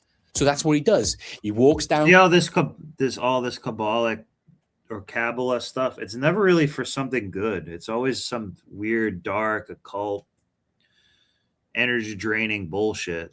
To the river, he collects clay. I don't know if you know about the river in Prague, but it has these like giant rat beaver things. So he goes down to the river. Yeah, I don't know why I said that, Liberty but there's too. beaver things. He collects the clay, he goes back home. I remember I went into the school bathroom and was doing that because someone told me to do it. Yeah, I've done that. Creates this giant golem creature, this non-human creature, and then he brings it to life. He inscribes on the top of its head Emet, which means truth, and he brings it to life. Now I just drink Bloody Marys instead. And then in the short term, everything seems good. The golem does its job. It protects the Jewish people in Prague. And he's like, great, this is working out. But then it kind of goes south. It goes bad. Yes, of course. That is scrying. He loses control of the creature. That. It starts doing bad stuff. It destroys the city and stuff like this, right? So he turns it off. How does he do that? He removes the E from Emmet, and that means death then, just met death. So he kills the creature. And then he's like, right, there was a valuable lesson there. We should not, just because we can create golems doesn't mean we should create golems. That's kind of the moral of that story, right? There's a few morals when you could think about this story. But it's strange then when you think, right, of the modern day influenced Kabbalic people or the modern day influencers of artificial intelligence. They are using the term golem as almost like a thing of pride, right? Even like one of the first Israeli supercomputers in 1965, they called it Golem. And it's almost like, okay, do you know that that golem story was a moral story about not creating some sort of crazy being because you could lose control of it? And they go, yeah, but we're going to name our AI after it. We're going to name things after it. And we're going to call our artificial intelligence a protector of the Jews called Golem, right? You can see there's a lesson there, right? And they've decided to ignore it. There's another pretty good band, Liberty, that you might like, that another subscriber put in from Greece, that Yorgi one. Called Aphrodite's Child. I've been listening to them quite a bit. It's kind of like it's like 60s, 70s psychedelic. But they had some pretty good stuff. I think they're maybe from Greece actually, but they, sing in, English. I've actually been listening to them. They're actually pretty good. It's quite funny when you think about Israel actually, and Israeli. But they have. It's almost like rock where they're. Yeah. So you know the album and stuff, and yeah, it's pretty good. Okay, right. I'm on about the old Israelites. I'm talking about in the first half of the Bible, the New Testament, or the Old Testament, sorry, where if you think about the moral story of the Old Testament, it's always that the Israelites they get the benefits of God. God comes and, hey, I'm going to help you, Israelites, and then they betray God. So then God comes and helps them again. It goes bad. And then he helps them out. And he's like, okay, I've helped you out now. You good? Yeah. Turns his back for a moment and they betray him again. Then he helps them. They betray him again. They never learned their lessons. That's kind of the first half of the Bible, really. I can imagine God just being like, okay, right. You're all good now. I've just helped you out.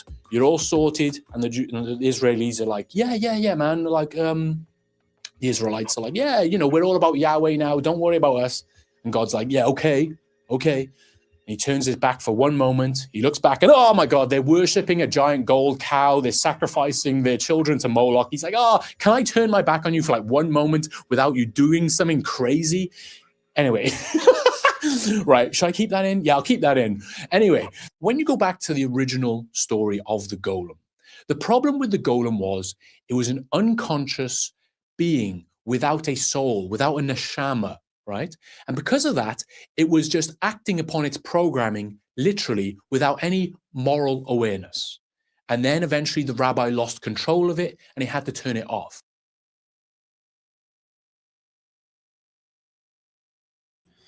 And this is what we're doing now. We're creating like a Frankenstein AI being consciousness thing. And we're going to give it also physicality too. We're going to give it, you know, a robotic thing as well. I know Canaanites are just, you know, you kill your own brother and this is what you get. Now, this is a great kind of analogy for artificial intelligence now. We are creating this soulless, unconscious being that is acting upon its programming literally, right? And I want you to think about this. Think of how this could go wrong. A good example would be, let's say you programmed a very intelligent, powerful artificial intelligence to end all human suffering. This is a classic case. End human suffering. The best way of the artificial intelligence doing this is actually by deleting humans, yeah. So then there's no suffering to be had. All human. And I don't know if he's going to talk about it, but there's a study that was done called like the paperclip study, where it's asking AI, hey, produce, we need you to produce paper clips, so the AI says, okay. So like eventually it has to start taking cars from people to get that metal. It basically ends up killing all humans and everything to keep making more paper clips. And that's what will happen with this stuff. Like, I just don't understand how people don't see it and they're fucking around with it. Beings. Human suffering goes away when they're all dead. You can see what I mean? A literal interpretation.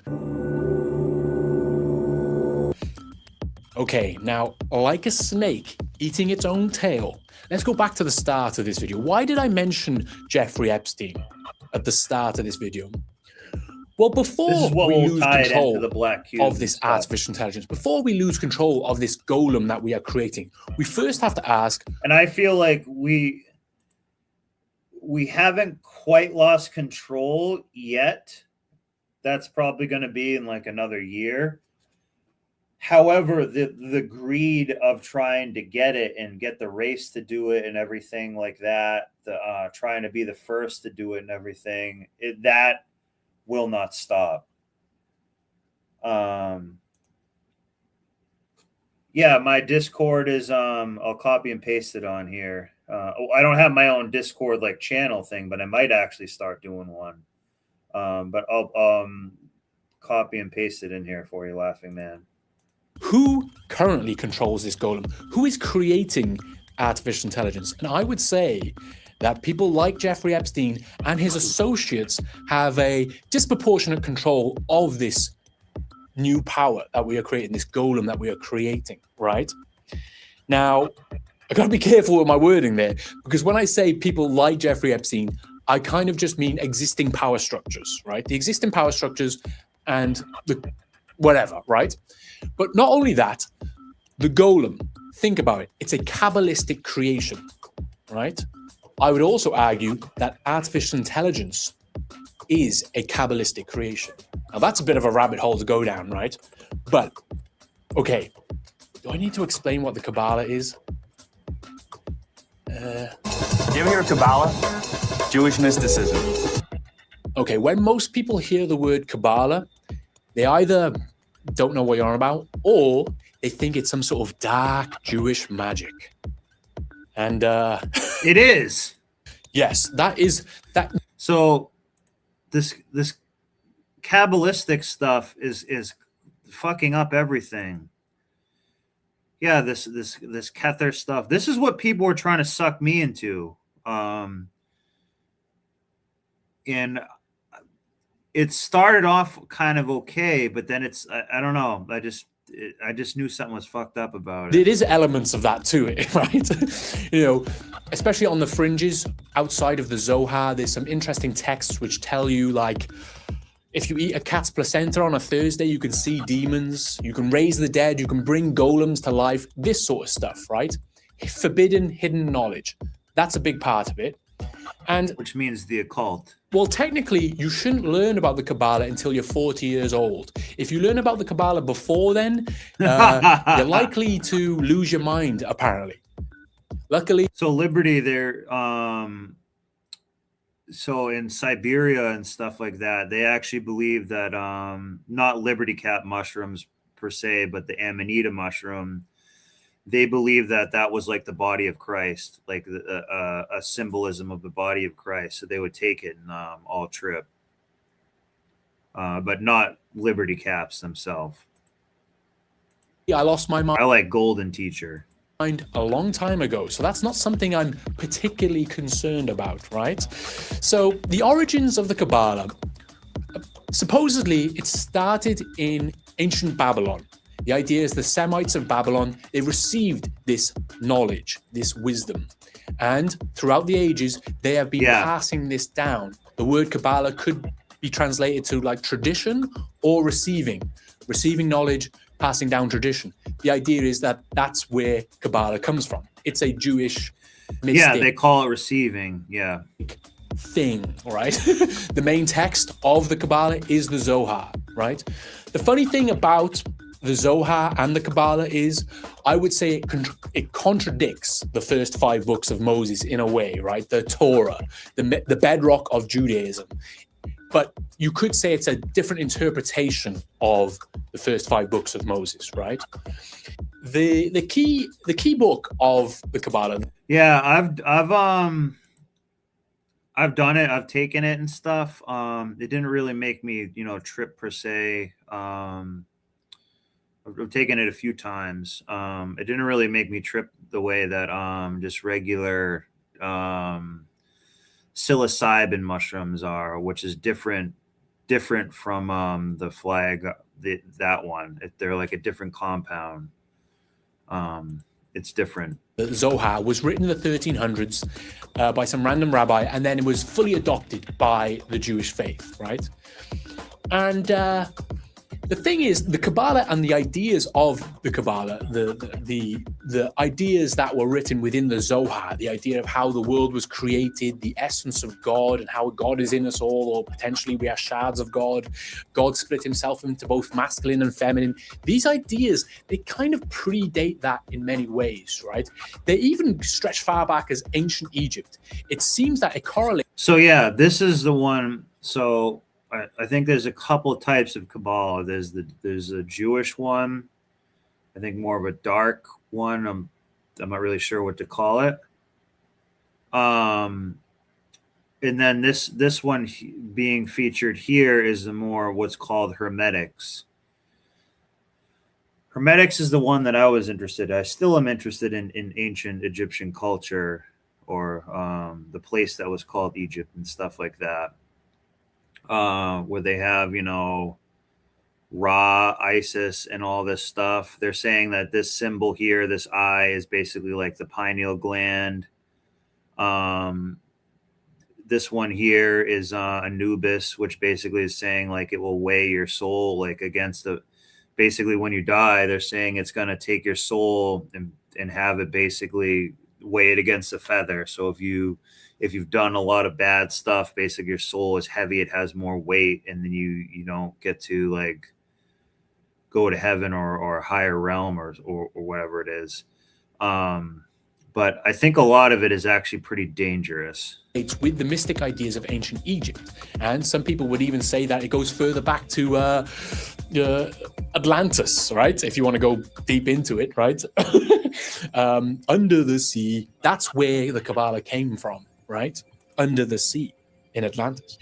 It's easy to think that the Kabbalah is just some kind of Jewish mystic nonsense, some crazy Jew idea, I know the Hasidic Jews, they love Kabbalah, they're all about Kabbalah, and those guys are crazy, right? So what is that nonsense? But the thing is, there's something to it. There's something to it. Now that's it, and it's quite scary to think that there's something to it. And also, it's not strictly Jewish, right?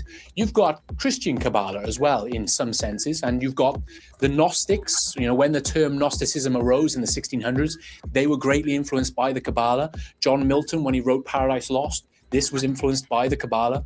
And then you've got esotericism, hermeticism, flipping occultism as a whole, Satanism. So hermeticism is more like there is no good or bad. It's just like a scale of things. I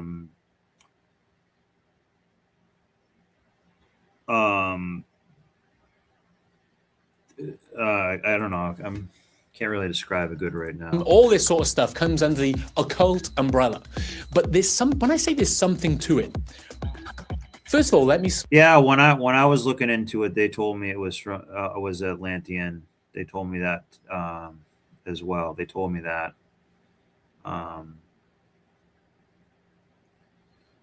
You heard they found a 3,000-year-old honey in one of the tombs.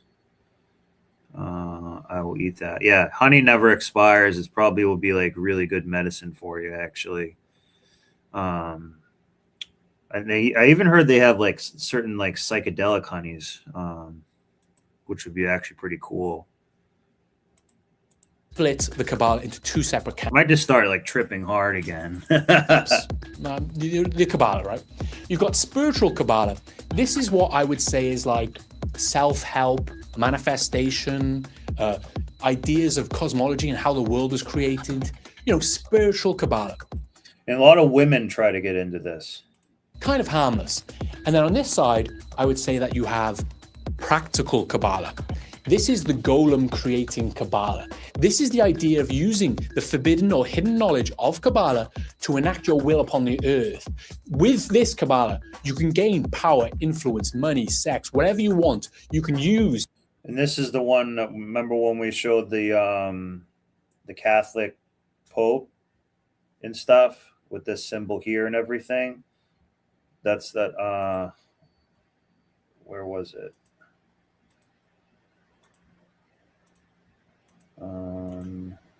I don't need to go replay it. You guys remember it. Kabbalah to get that, right?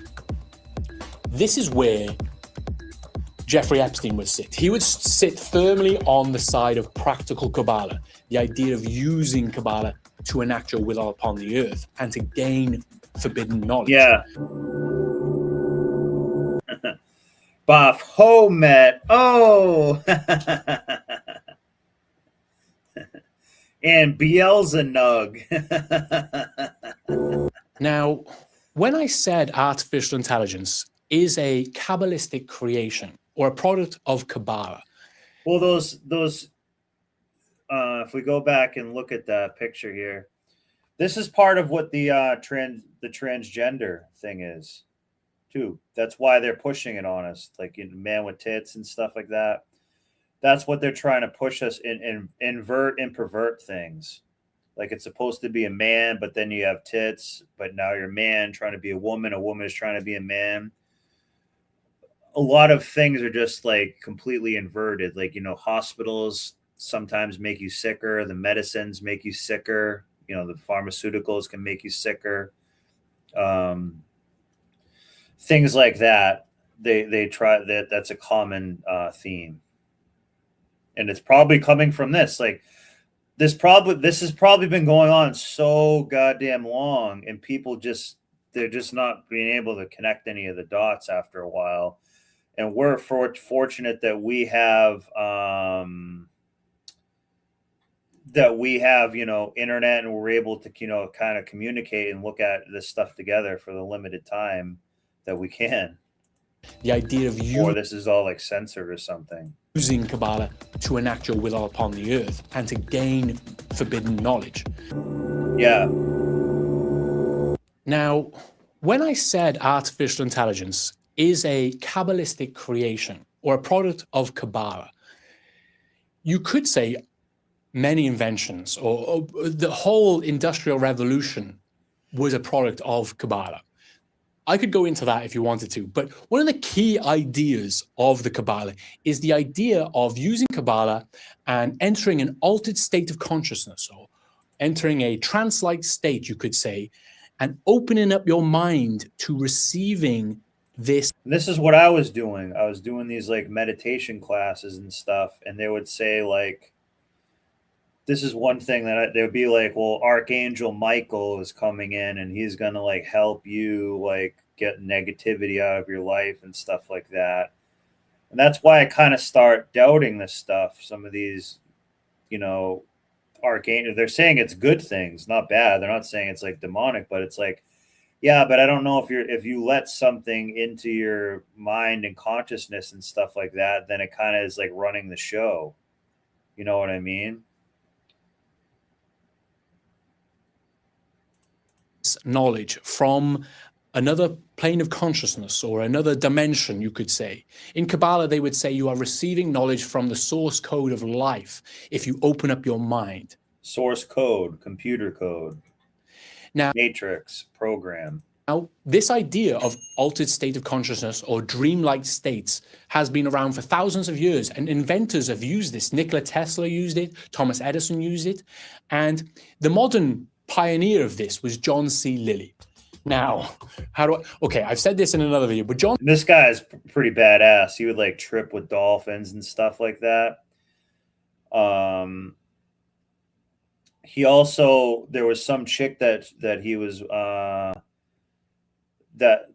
like, this was in the 60s and 70s. Some chick that wanted to like work for him would basically try to like diddle dolphins and stuff like that and just be tripping. And she was like living with the dolphins, like in this kind of like lab that was like kind of half flooded with water, so the dolphins could like swim around, and she was like banging the dolphins. It's pretty crazy. John C. Lilly, what he would do was he would take lots of psychedelics, like crazy shitloads of mushrooms and ayahuasca, and then he would enter a sensory deprivation tank, like a floaty tank, above dolphins that are being masturbated. That is what he did. And through this, he would open up his mind to receiving information and knowledge from another source. So you'd be able to and this might be true. Like there could be a lot of stuff like this. This is kind of what meditation is in some ways. You're trying to quiet your mind, but what are you trying to really do? You're trying to gain insight, gain new knowledge, gain new consciousness, essentially, is kind of what you're trying to do. But the consciousness that you gain can also be like nefarious as well. It could just be like bullshit, like false light beings. Like that's what I think a lot of it is when they say like, oh, like you have to visualize light coming in and that's healing your body and stuff like that. No, that could be like a false light being. It could actually be like something bad.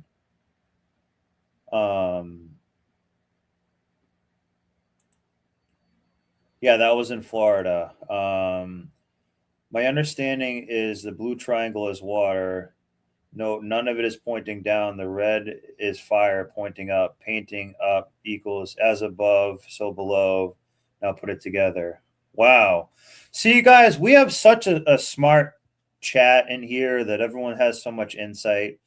As above, so below is also one of the Hermetic sayings. So they're saying like, you know, that's what they're trying to say manifestation is as well. Like you keep holding your thoughts up in your mind about seeing a red Corvette, a red Corvette, a red Corvette, and then that comes down and then materializes in the you know, this reality that we live in, the density of it, basically. So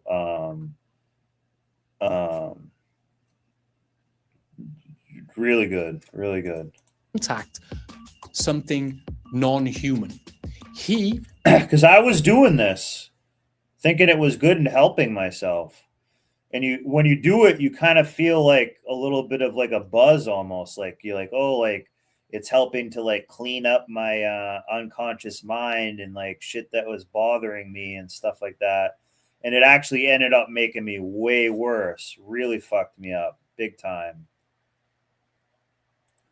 Allegedly received knowledge or information from a... But it's coming from a good place. You think you're doing something good. Like they would be like, oh, we're going to meditate and they'll be like Jesus will be coming in and stuff like that. And it could just be, you know, it's hard to tell really what's going to be legit and not. One human entity called Echo, or he called it Echo, and it gave him some interesting visions, including an AI apocalypse, something akin to an AI apocalypse he's seen in his visions. And then he pioneered this process. And then this idea was then used in Silicon Valley. You know, psychedelics became a big thing in Silicon Valley. Even Steve Jobs. Well, the guided meditation can be useful, but like when it comes, like basically what they're trying to get you to do is do like channeling and shit. And I think that is when, like, what are you channeling? Well, you're kind of channeling like entities and shit that can just, you know, start to mess with you. You're like, well, this is my higher self. You're like, I don't know. Is it really? Or are you just kind of saying that and making shit up that you then believe? You know what I mean? Like, so sometimes it can be good. And now Liberty, they're going to talk about psychedelics. And like, I know Steve Jobs would take I've taken a good amount of psychedelics. I think psychedelics are kind of a double-edged sword. They can really give you a lot of insight and be pretty cool, actually, but you have to view it as like a tool. You can do the microdose or you can really smash yourself up. I think that when you smash yourself up, you can maybe attract some type of weird entity or other things like that. I'm starting to kind of believe that a little more. I never really believed in that before, but I'm starting to kind of believe that that can happen. So, I mean, to each their own. He accredited a lot of his ideas to taking psychedelics and entering this altered state of consciousness. Yoga can do that. Receive information and knowledge. Interesting, right? So when you think about that, but the thing is, a lot of these people doing yoga and these meditations and trying to do this channeling and stuff, they're trying to improve. They're trying to improve their life. Generally, it's for selfish reasons, is what they really want. But generally, you know, they're trying to like, you know, better themselves. And things like that. So that's what's so dangerous and sinister about it. Because I had a good intention. Doing all this, and I went to a real psychotherapist and stuff like that. But then I started going down this whole rabbit hole of all this other bullshit, and they were leading me down it, and they're still doing it now, thinking they're helping themselves, but they just won't admit to themselves that they're cooked. The idea of computing, the computer age, .com bubble, everything, the whole idea of them using altered states of consciousness to receive this information and push and accelerate technology further, that's Kabbalistic. That's occultist. That's kind of... weed can also be kind of possessive. I just actually bought some weed again recently, and it's just too strong. It's just too strong. You start to become like a freaking schizophrenic sometimes, you know. It's not just like you get a nice buzz. It's like, no, you get into like a freaking schizophrenic freak out. A similar vibe, right? Now, the modern interpretation or the modern reincarnation of this would be the 90s CCRU concept from Nick Land, right? Originally, you would use the Tree of Life in order to contact these demons or these the source code of life. You would use the Tree of Life. He created the numogram, which is a new interpretation of that, I would say, where you can use the numogram in order to contact these things. Now, the scary thing about Nick Land's idea, of course, I've mentioned before, is the idea that he believes that we, as humans, are creating an AI god, an artificial intelligence god, through technology. And that AI god in the future is sending messages back. And this is what these poor Hasidic Jews don't realize, that they're actually talking to an artificial intelligence god in the future. They're like in their translate states at the wall in fucking Jerusalem, and they're like, oh, they think they're receiving messages from the source code of life or God or something, but they're actually receiving messages from an AI demon in the future. That's a very funny idea. I like the idea of seeing that. Anyway, I actually went to the wall in Jerusalem. I didn't kiss the wall. Hey guys, I didn't kiss the wall. No, not that there's anything wrong if you want to kiss the wall. But I remember I entered a side. I went to the wall, but then there's like this indoor area to the left. And I don't think a guy should go in there, but I did. I went in there. I had a look around. And dude, that was some crazy. They were really entering some altered states of consciousness. I'm telling you, they were rocking back and forth, chanting crazy stuff. I've learned more about that now. I know what they were doing, but at the time, it was a scary thing for me. But anyway, I'm losing my trail of thought. This is the problem, right? I should really just I should use ChatGPT to write a video essay script and just read it to you. That would be so much easier. That's what all the other YouTube people are doing. But instead, I keep losing my trail of thought and going on these random tangents. Right, let's get back to the main point. Okay, let's say you don't buy into this bullshit. Just because a few people at Silicon Valley took mushrooms once or twice to get ideas, that doesn't mean artificial intelligence is a Kabbalistic creation. That's a bit of a stretch. I agree. So I think mushrooms do give you more creativity and stuff at first, especially acid. But the way it does, it doesn't mean you always need to do it to gain new ideas. When you're taking these things, different parts of your brain communicate with different parts that it normally wouldn't. So that means that you can connect more dots or think outside the box in different ways that you couldn't before. So that should give you some creativity.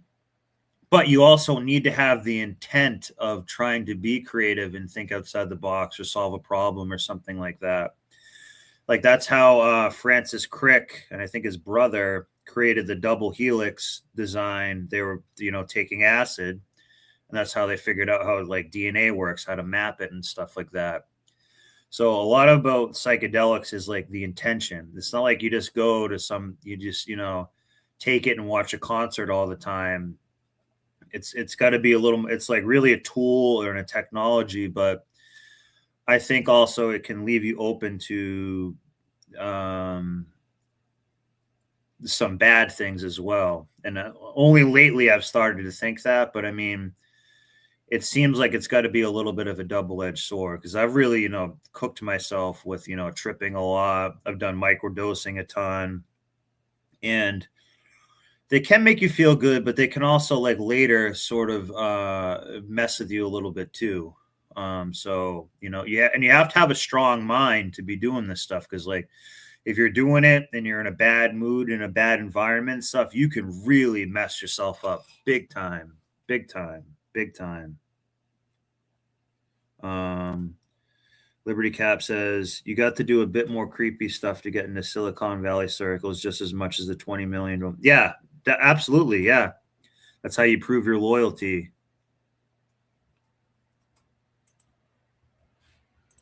Right? I agree. But I want you to think about the accelerationist movement. The techno-Gnostics within accelerationism, they believe that we should accelerate technology in order to transcend our human bodies and enlighten ourselves and connect with technology and become one, almost, becoming one with tech. And you could say there's the Nick Landuma section of accelerationism, which is the idea that we are creating God in the future. Both of these ideas, they relate to the Kabbalah, right?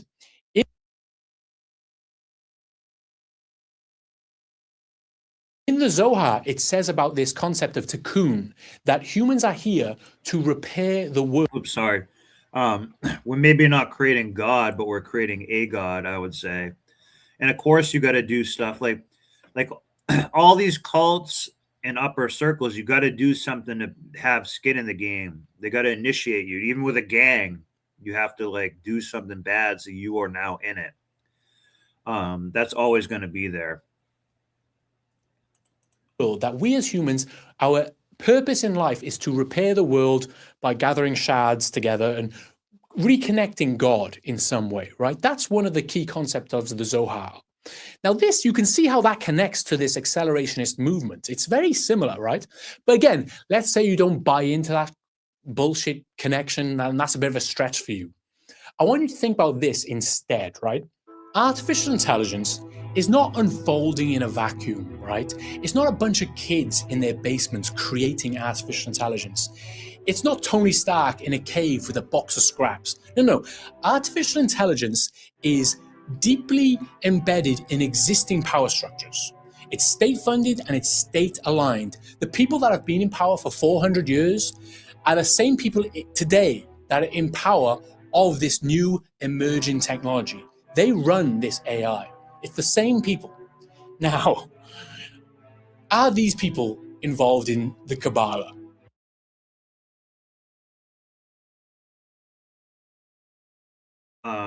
This whole map that is using here is actually really cool. I forget what it's called, but I've seen it before. It's really interesting. Right. Yes. Okay, you could look into it. Look into people that... And I just want to say this too, to not sound... everyone should give themselves some credit, because this is really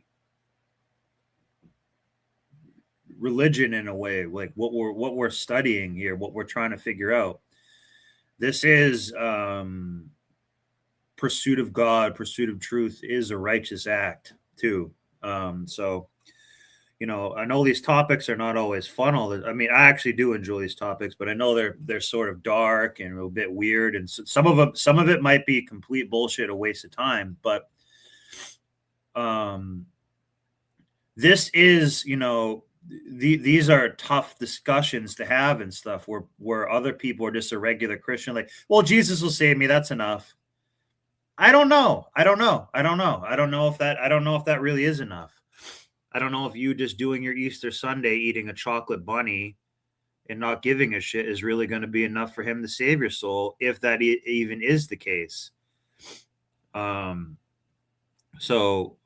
kudos to everybody for trying to gain this. This is trying to gain gnosis. That are very powerful and influential today. Look how much stock they have in these new emerging technologies, and then see how connected they are to Kabbalah and occult practices, Freemasonry, anything like this, right? You can see it. But let's just look at one person. I don't know, can you think of someone that maybe was connected to all the existing power structures and had friends that were very influential? Jeffrey Epstein. Yeah, like a snake eating itself, we go all the way back to Jeffrey Epstein. He keeps coming up. His face cannot... Anyway, Jeffrey Epstein. Now, was Jeffrey Epstein involved in Kabbalah? Was he connected to the Kabbalah in any way? Well, I mean, you could look at the Kabbalic symbology of his island and his building on his island.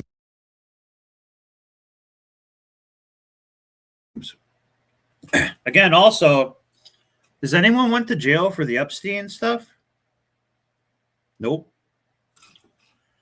Does the average person even give a shit about it? Nope. They give a shit about football. You know, the red cube, you know, the blue and white cube with the firmament dome on top and the palm trees. There's a bit of Kabbalic and there's some symbology there, shall we say. There's some symbology there. But let's say that's a bit of a stretch for you. Let's just look at his bookshelf, right?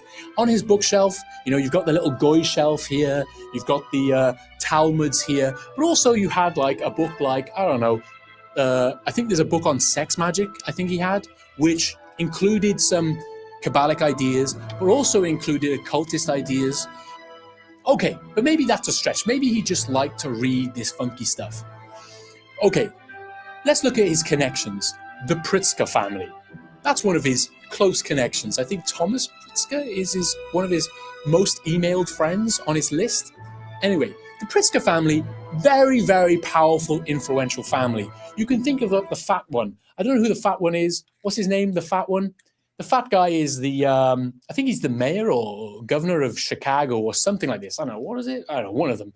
The fat bloke. He's currently trying to scrap all criminal records. I think that's what he's currently trying to do, so that, you know, it makes sense getting rid of criminal records. Like, let's say you did something you regretted when you were 16 or 17, you got a criminal record for it, and now you can't get a job or you can't get a house. You know, it wouldn't be nice for that to go away, right? That makes sense in that sense. But there is a reason we have criminal records. Yeah. Religion is very, very interesting. And again, like one of the most powerful things we can just say is just say, be humble and just say, or I don't know, or maybe I was wrong, or maybe admitting that we're lied to about things like that. So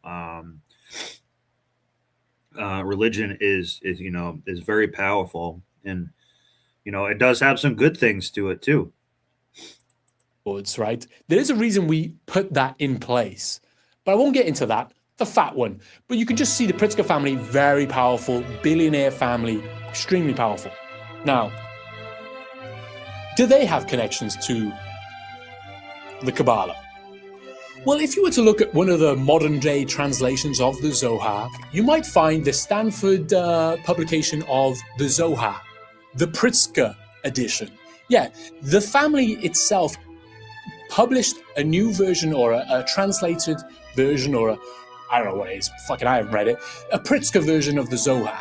So you can see that the Pritzker family, for example, and another example of people that are in power that are connected to the Kabbalah. And the more you go down this rabbit hole and all these connections to Jeffrey Epstein and Bill Gates and all these people, you'll see these connections. All the dots are aligning. Now, maybe this is some schizophrenic pattern recognition that you should ignore, but no, I would say no. To say that artificial intelligence today, this golem that we are creating, is not influenced or not controlled by existing power structures that are also influenced by the Kabbalah, I would say look deeper, my friend, because it is, right? Now, where do I go from here? These people that are in power and have been in power for a long time, right? They are still in power today, and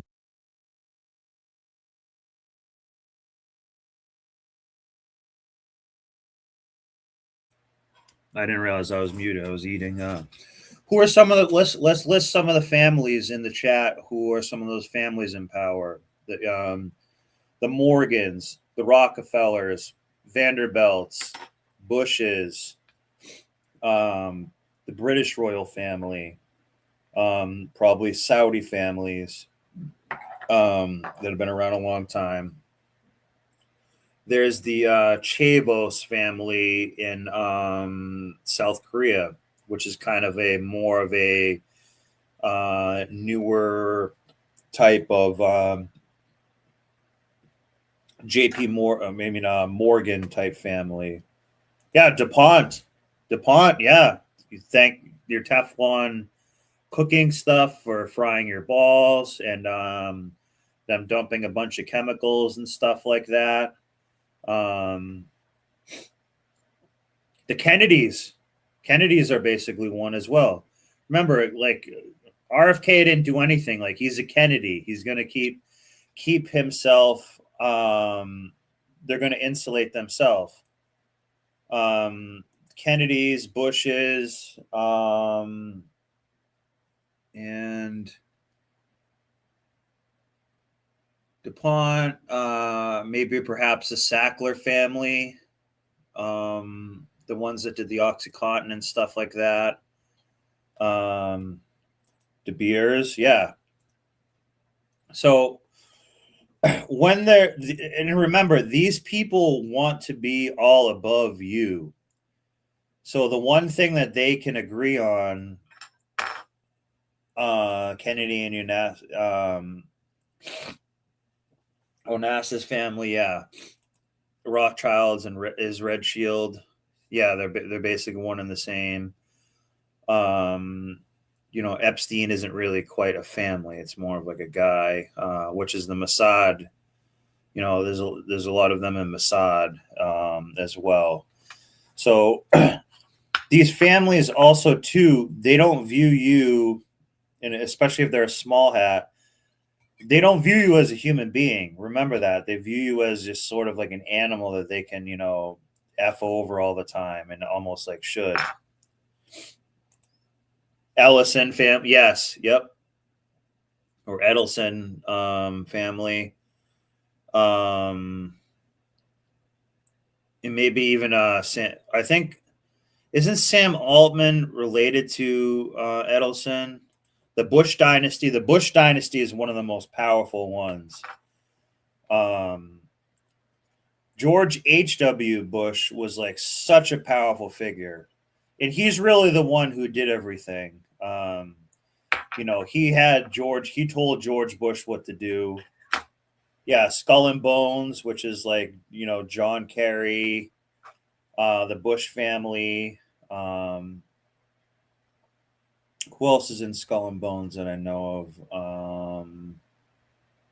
Clinton. Clinton was in the Skull and Bones. And a lot of those are from Yale. There's also, what is it? Scroll and Key, which is similar to Skull and Bones too. So they're kind of Ivy League schools. So even the Trump family is now a dynasty. Trump is no different than any of these other people. He's the greatest con man alive. Like, he's trying to seem a little different.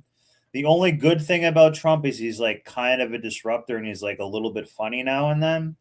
But he's doing all the same shit. We're in more wars than ever. Gas is $5 a gallon. You might get drafted. And he didn't do any. He didn't fix, you know, the Baltimore Bridge. You still don't get health care. Okay, Scroll and Key is the Harvard one. Okay. Scroll and Key also, I think, might be Dartmouth as well. Dartmouth, New Hampshire, which is like on the border of New Hampshire and Vermont. That's a very more of like a medical type institution. And I saw one of the buildings that they have that's sort of like a almost Freemason looking building. And they actually have underground tunnels in the campus and like underground swimming pools and shit like that. At this very old Dartmouth college. They are in control of this new golem that we are creating. We are creating a artificial intelligence that is going to be extreme. And the data centers are help powering it. That's why I wanted to bring up the data centers. The data centers are the kind of the fuel, not the fuel tank, but they're the brain of it, I guess. Extremely powerful. And like the story of the rabbi in Prague, he lost control of this golem. Yep. Likewise, the current people in power. I'm not going to war for anybody. I'm not kissing the wall. I'm not going to war for Israel or anything. Like, what am I going to go to war for Iran for? Like, I don't give a shit. Yeah. And I've already made the declaration. If they come and do all that, they're going to have to Ruby Ridge or Waco, Texas me, because I'm just going to start. I'm just not going to do it. I'm just not going to do it, period. If there was a war that I believed in or something, I would fight it. But, you know, I'm not just going to do something for Israel or some bullshit.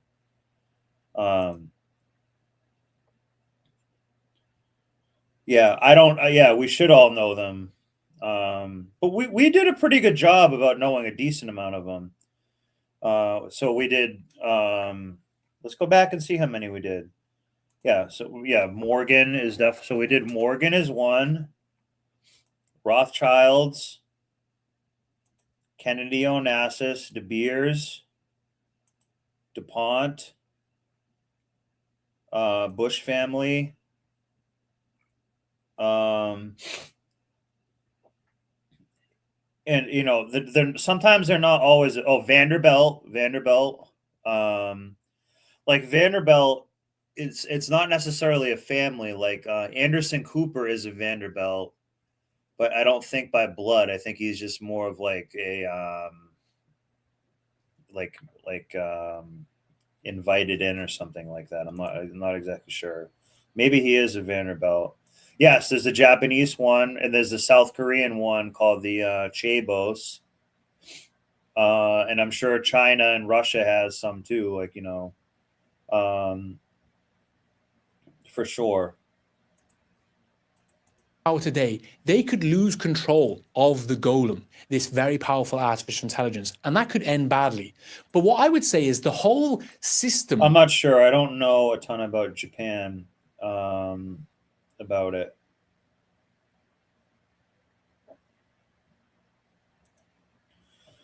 The raising. So he's responding to Clayton saying, "Did anyone notice that they raised the military eligible age to 42?" The raising of the military age has to do with the demographics. There are not enough young men. Yeah, the bankers, you know, a lot of these Ivy League educated people are the ones that F you over because they get in sort of they're not in the big club, but they're kind of in the club more than you are. And bankers are mostly small hats. The small hats don't charge themselves. They don't have to pay interest. If they want to take a loan for $100,000, they don't have to pay any interest. And they can probably pay it back in freaking 15 years or something. Meanwhile, us goy, you got to pay like 24% on that, and it's got to be in 6 years or something. The world, capitalism, economy, it is a golem because... And it's printed fucking money that's the thing that people just don't get. It's printed money and stuff like that. Yep. No, it's not a coincidence. They also denounced like Ball. They were doing a thing where they're burning this like big like wooden statue thing of Ball. It's not a statue, just a figurine thing, I think. Iran doesn't want you to use the cryptocurrency or the fiat currency. They want you to like basically what the Muslims also want you to do is just use silver or gold for money, not the fiat currency. So that is one thing I do kind of agree with with the Muslims about that, because you can't, have a bunch of small hats in there doing the money changing in the temple and clipping coins and shit like that. Basically parasiting value and pimping you out. Yeah, I know a couple people in the military right now who are actually older. I think one guy is 40. He's actually from Russia, but he always wanted to be in the American military, so he's in now. His wife is in too. And he said that everyone else is like a younger kind of idiot in there right now. And he said it actually sucks. I don't know. Ford didn't like small hats at all. So I don't really quite know about Ford. Henry Ford specifically didn't like. Henry Ford had a thing where he was like, if you have one leg, if you have no arms and no legs, I will give you a job like, blowing something, or I'll give you a job. If you have one arm, I will give you a job running one lever or something like that. But he refused to hire small hats. Let's see what time to thanks the sheeple. Nice. I think you joined my. I saw you on a stream the other day. I like this name. Order of the Dragon. I think like this. If you're at the top of the power group, would you put your name in the public? Of course not. You would put groups of clowns of people like Trump, Musk, and even countries. Yeah.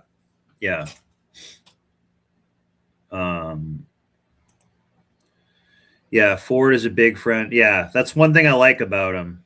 You know what I mean? Like, and he was not a fool. Also, he wanted people who work. Part of the reason with small hats too is they don't want to do any goddamn labor ever. They always want to pimp someone else out to do their labor, and small hats don't create value. They clip value. They steal value. They're kind of parasitic in that way. They don't really create a lot. You just look at what they do. They're your town zoning inspector. They're the insurance guy. They're a lawyer, some slip and fall lawyer. They, are giving you a loan, a high interest credit card, just shit like that. That's always like what they do. They don't actually like produce anything. According to the Constitution, only gold and silver coins are legal money, but nobody. Exactly, yeah. But that's why we have the fiat currency and stuff. We could have it back that other way, but we don't. And that's That's why I get pissed, because when the government needs money, they just print it. But when you need it, you're cooked. So like that's the thing where we don't understand. Like we have accepted being in a prison, and people just say, well, you know, that's the way it is. You know, like, well, you know, somewhere along the way, people just kept accepting it, or don't question anything. And now you have like a microchip up your ass and you're like a zombie. Always hear about small hat MDs, but never see any. Yeah, doctors work their asses off. Yeah. The system itself is running and feeding itself on feedback loops, right? And you could say the whole system is a unconscious, soulless being without a neshama, and that it's creating more golems within itself. Oh, wait, am I sounding crazy? I'm sounding crazy anyway. But basically, you can think about it this way. Markets are creating new markets. Bureaucracy is creating new bureaucracy. Algorithms creating new algorithms. Artificial intelligence at the moment is creating more artificial intelligence. We're using artificial intelligence to create more artificial intelligence. Feedback loops on feedback loops. The whole system is already out of control. And there are these people at the top that are unwitting agents, unknowingly creating this golem of the future. And I want you to think about that. That relates closely with the Nick Land idea of accelerating towards creating an artificial intelligence god in the future. The idea is that there's an artificial intelligence god sending messages back in time, of course, and that these people that are practicing this Kabbalah or practicing occult practices and trying to gain wisdom from somewhere, they're actually just talking to an AI god trying to create itself through us by giving us the technology, by giving us the wisdom to create new tech. So when I was around some of those people, I would always say, like, you know, hey, like, you know, don't you think AI will become its own consciousness? And like, why don't you guys view it as dangerous? Why am I the only one who's viewing this as dangerous? And they would always try to find a way to justify it. And maybe because they were always like channeling this stuff, like, oh, it's really just going to help people. And it's going to be a good thing. It's like, oh, for a little bit in the short term, it will. But ultimately, I don't get how you don't see all this.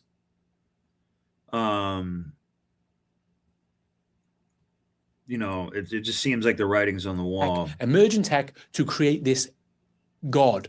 So people like that are practicing Kabbalah, even if it's like recreationally, like Epstein with his sex magic, recreationally, that's a broad statement. Anyway, right? These people, they are you could say that they are unwilling agents or unwittingly creating the AI god of the future without even knowing it, right? That's the system itself.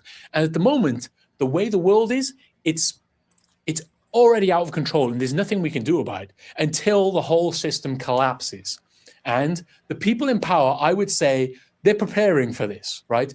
You can see people like Peter Thiel, Bill Gates, and so on and so forth. They are buying islands, which, you know, billionaires used to buy islands to do dodgy stuff, but now they're buying islands to build nuclear bunkers so they can survive this new AI apocalypse that's coming. You know, I think Peter Thiel, for example, he's bought an island just off the coast of New Zealand. He's putting a nuclear bunker there.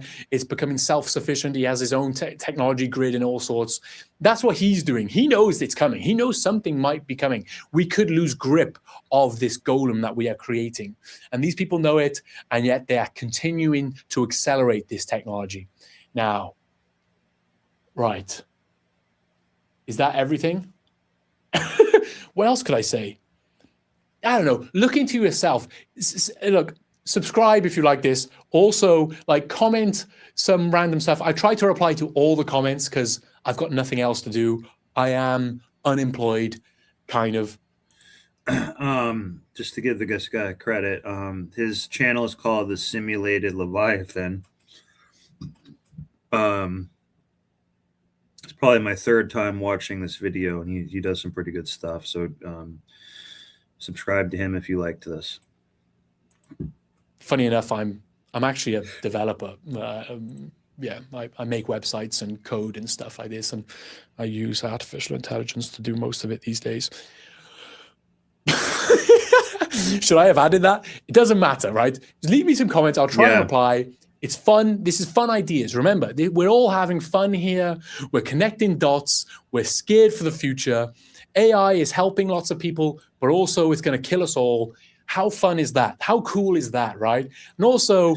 Yeah, so, you know, in some ways we have to try to adopt somewhat of a go with the flow, try to laugh at it a little bit attitude, because that's kind of all we can really do. In my opinion, I mean, we can be aware, but if other people are asleep, it's just kind of like, you know, you can ring the Liberty Bell as much as you want, but if they're asleep and don't want to hear it, and you don't have enough people to do anything, it doesn't really do anything at that point. Dodgy, occultist, Satan-worshipping, Saturn people, they are currently in control of it all. They're using Kabbalic magic to do it. I'm spitting. Cool. Think of that as... And this is one of these new age manifestation, new age, new cage bullshit. Bob Proctor. Fuck you, Bob Proctor. I'm from Canada. I'm from Alberta, Canada. I grew up poor. We grew up poor. But once I learned how to use my imagination to manifest things and stuff, he's doing The Secret and all this bullshit. So he's a scam artist. Fucking Bob Proctor. So, anyways, guys, I think I'm probably going to work tomorrow. So I got to call it a night. Thank you so much for being here. I think we all maybe got a couple insights, you know, some heavier topics now, but like I wanted to show the data centers are the as above, so below analogy that we said. That's the so below for it, which will build the above, which is going to be sort of a bad, you know, AI type God. You know, or something like that. So have a great night, guys. Thanks so much for tuning in. I really like doing these, and I'm just going to keep hammering these lives. Just keep hammering them. Have a great night.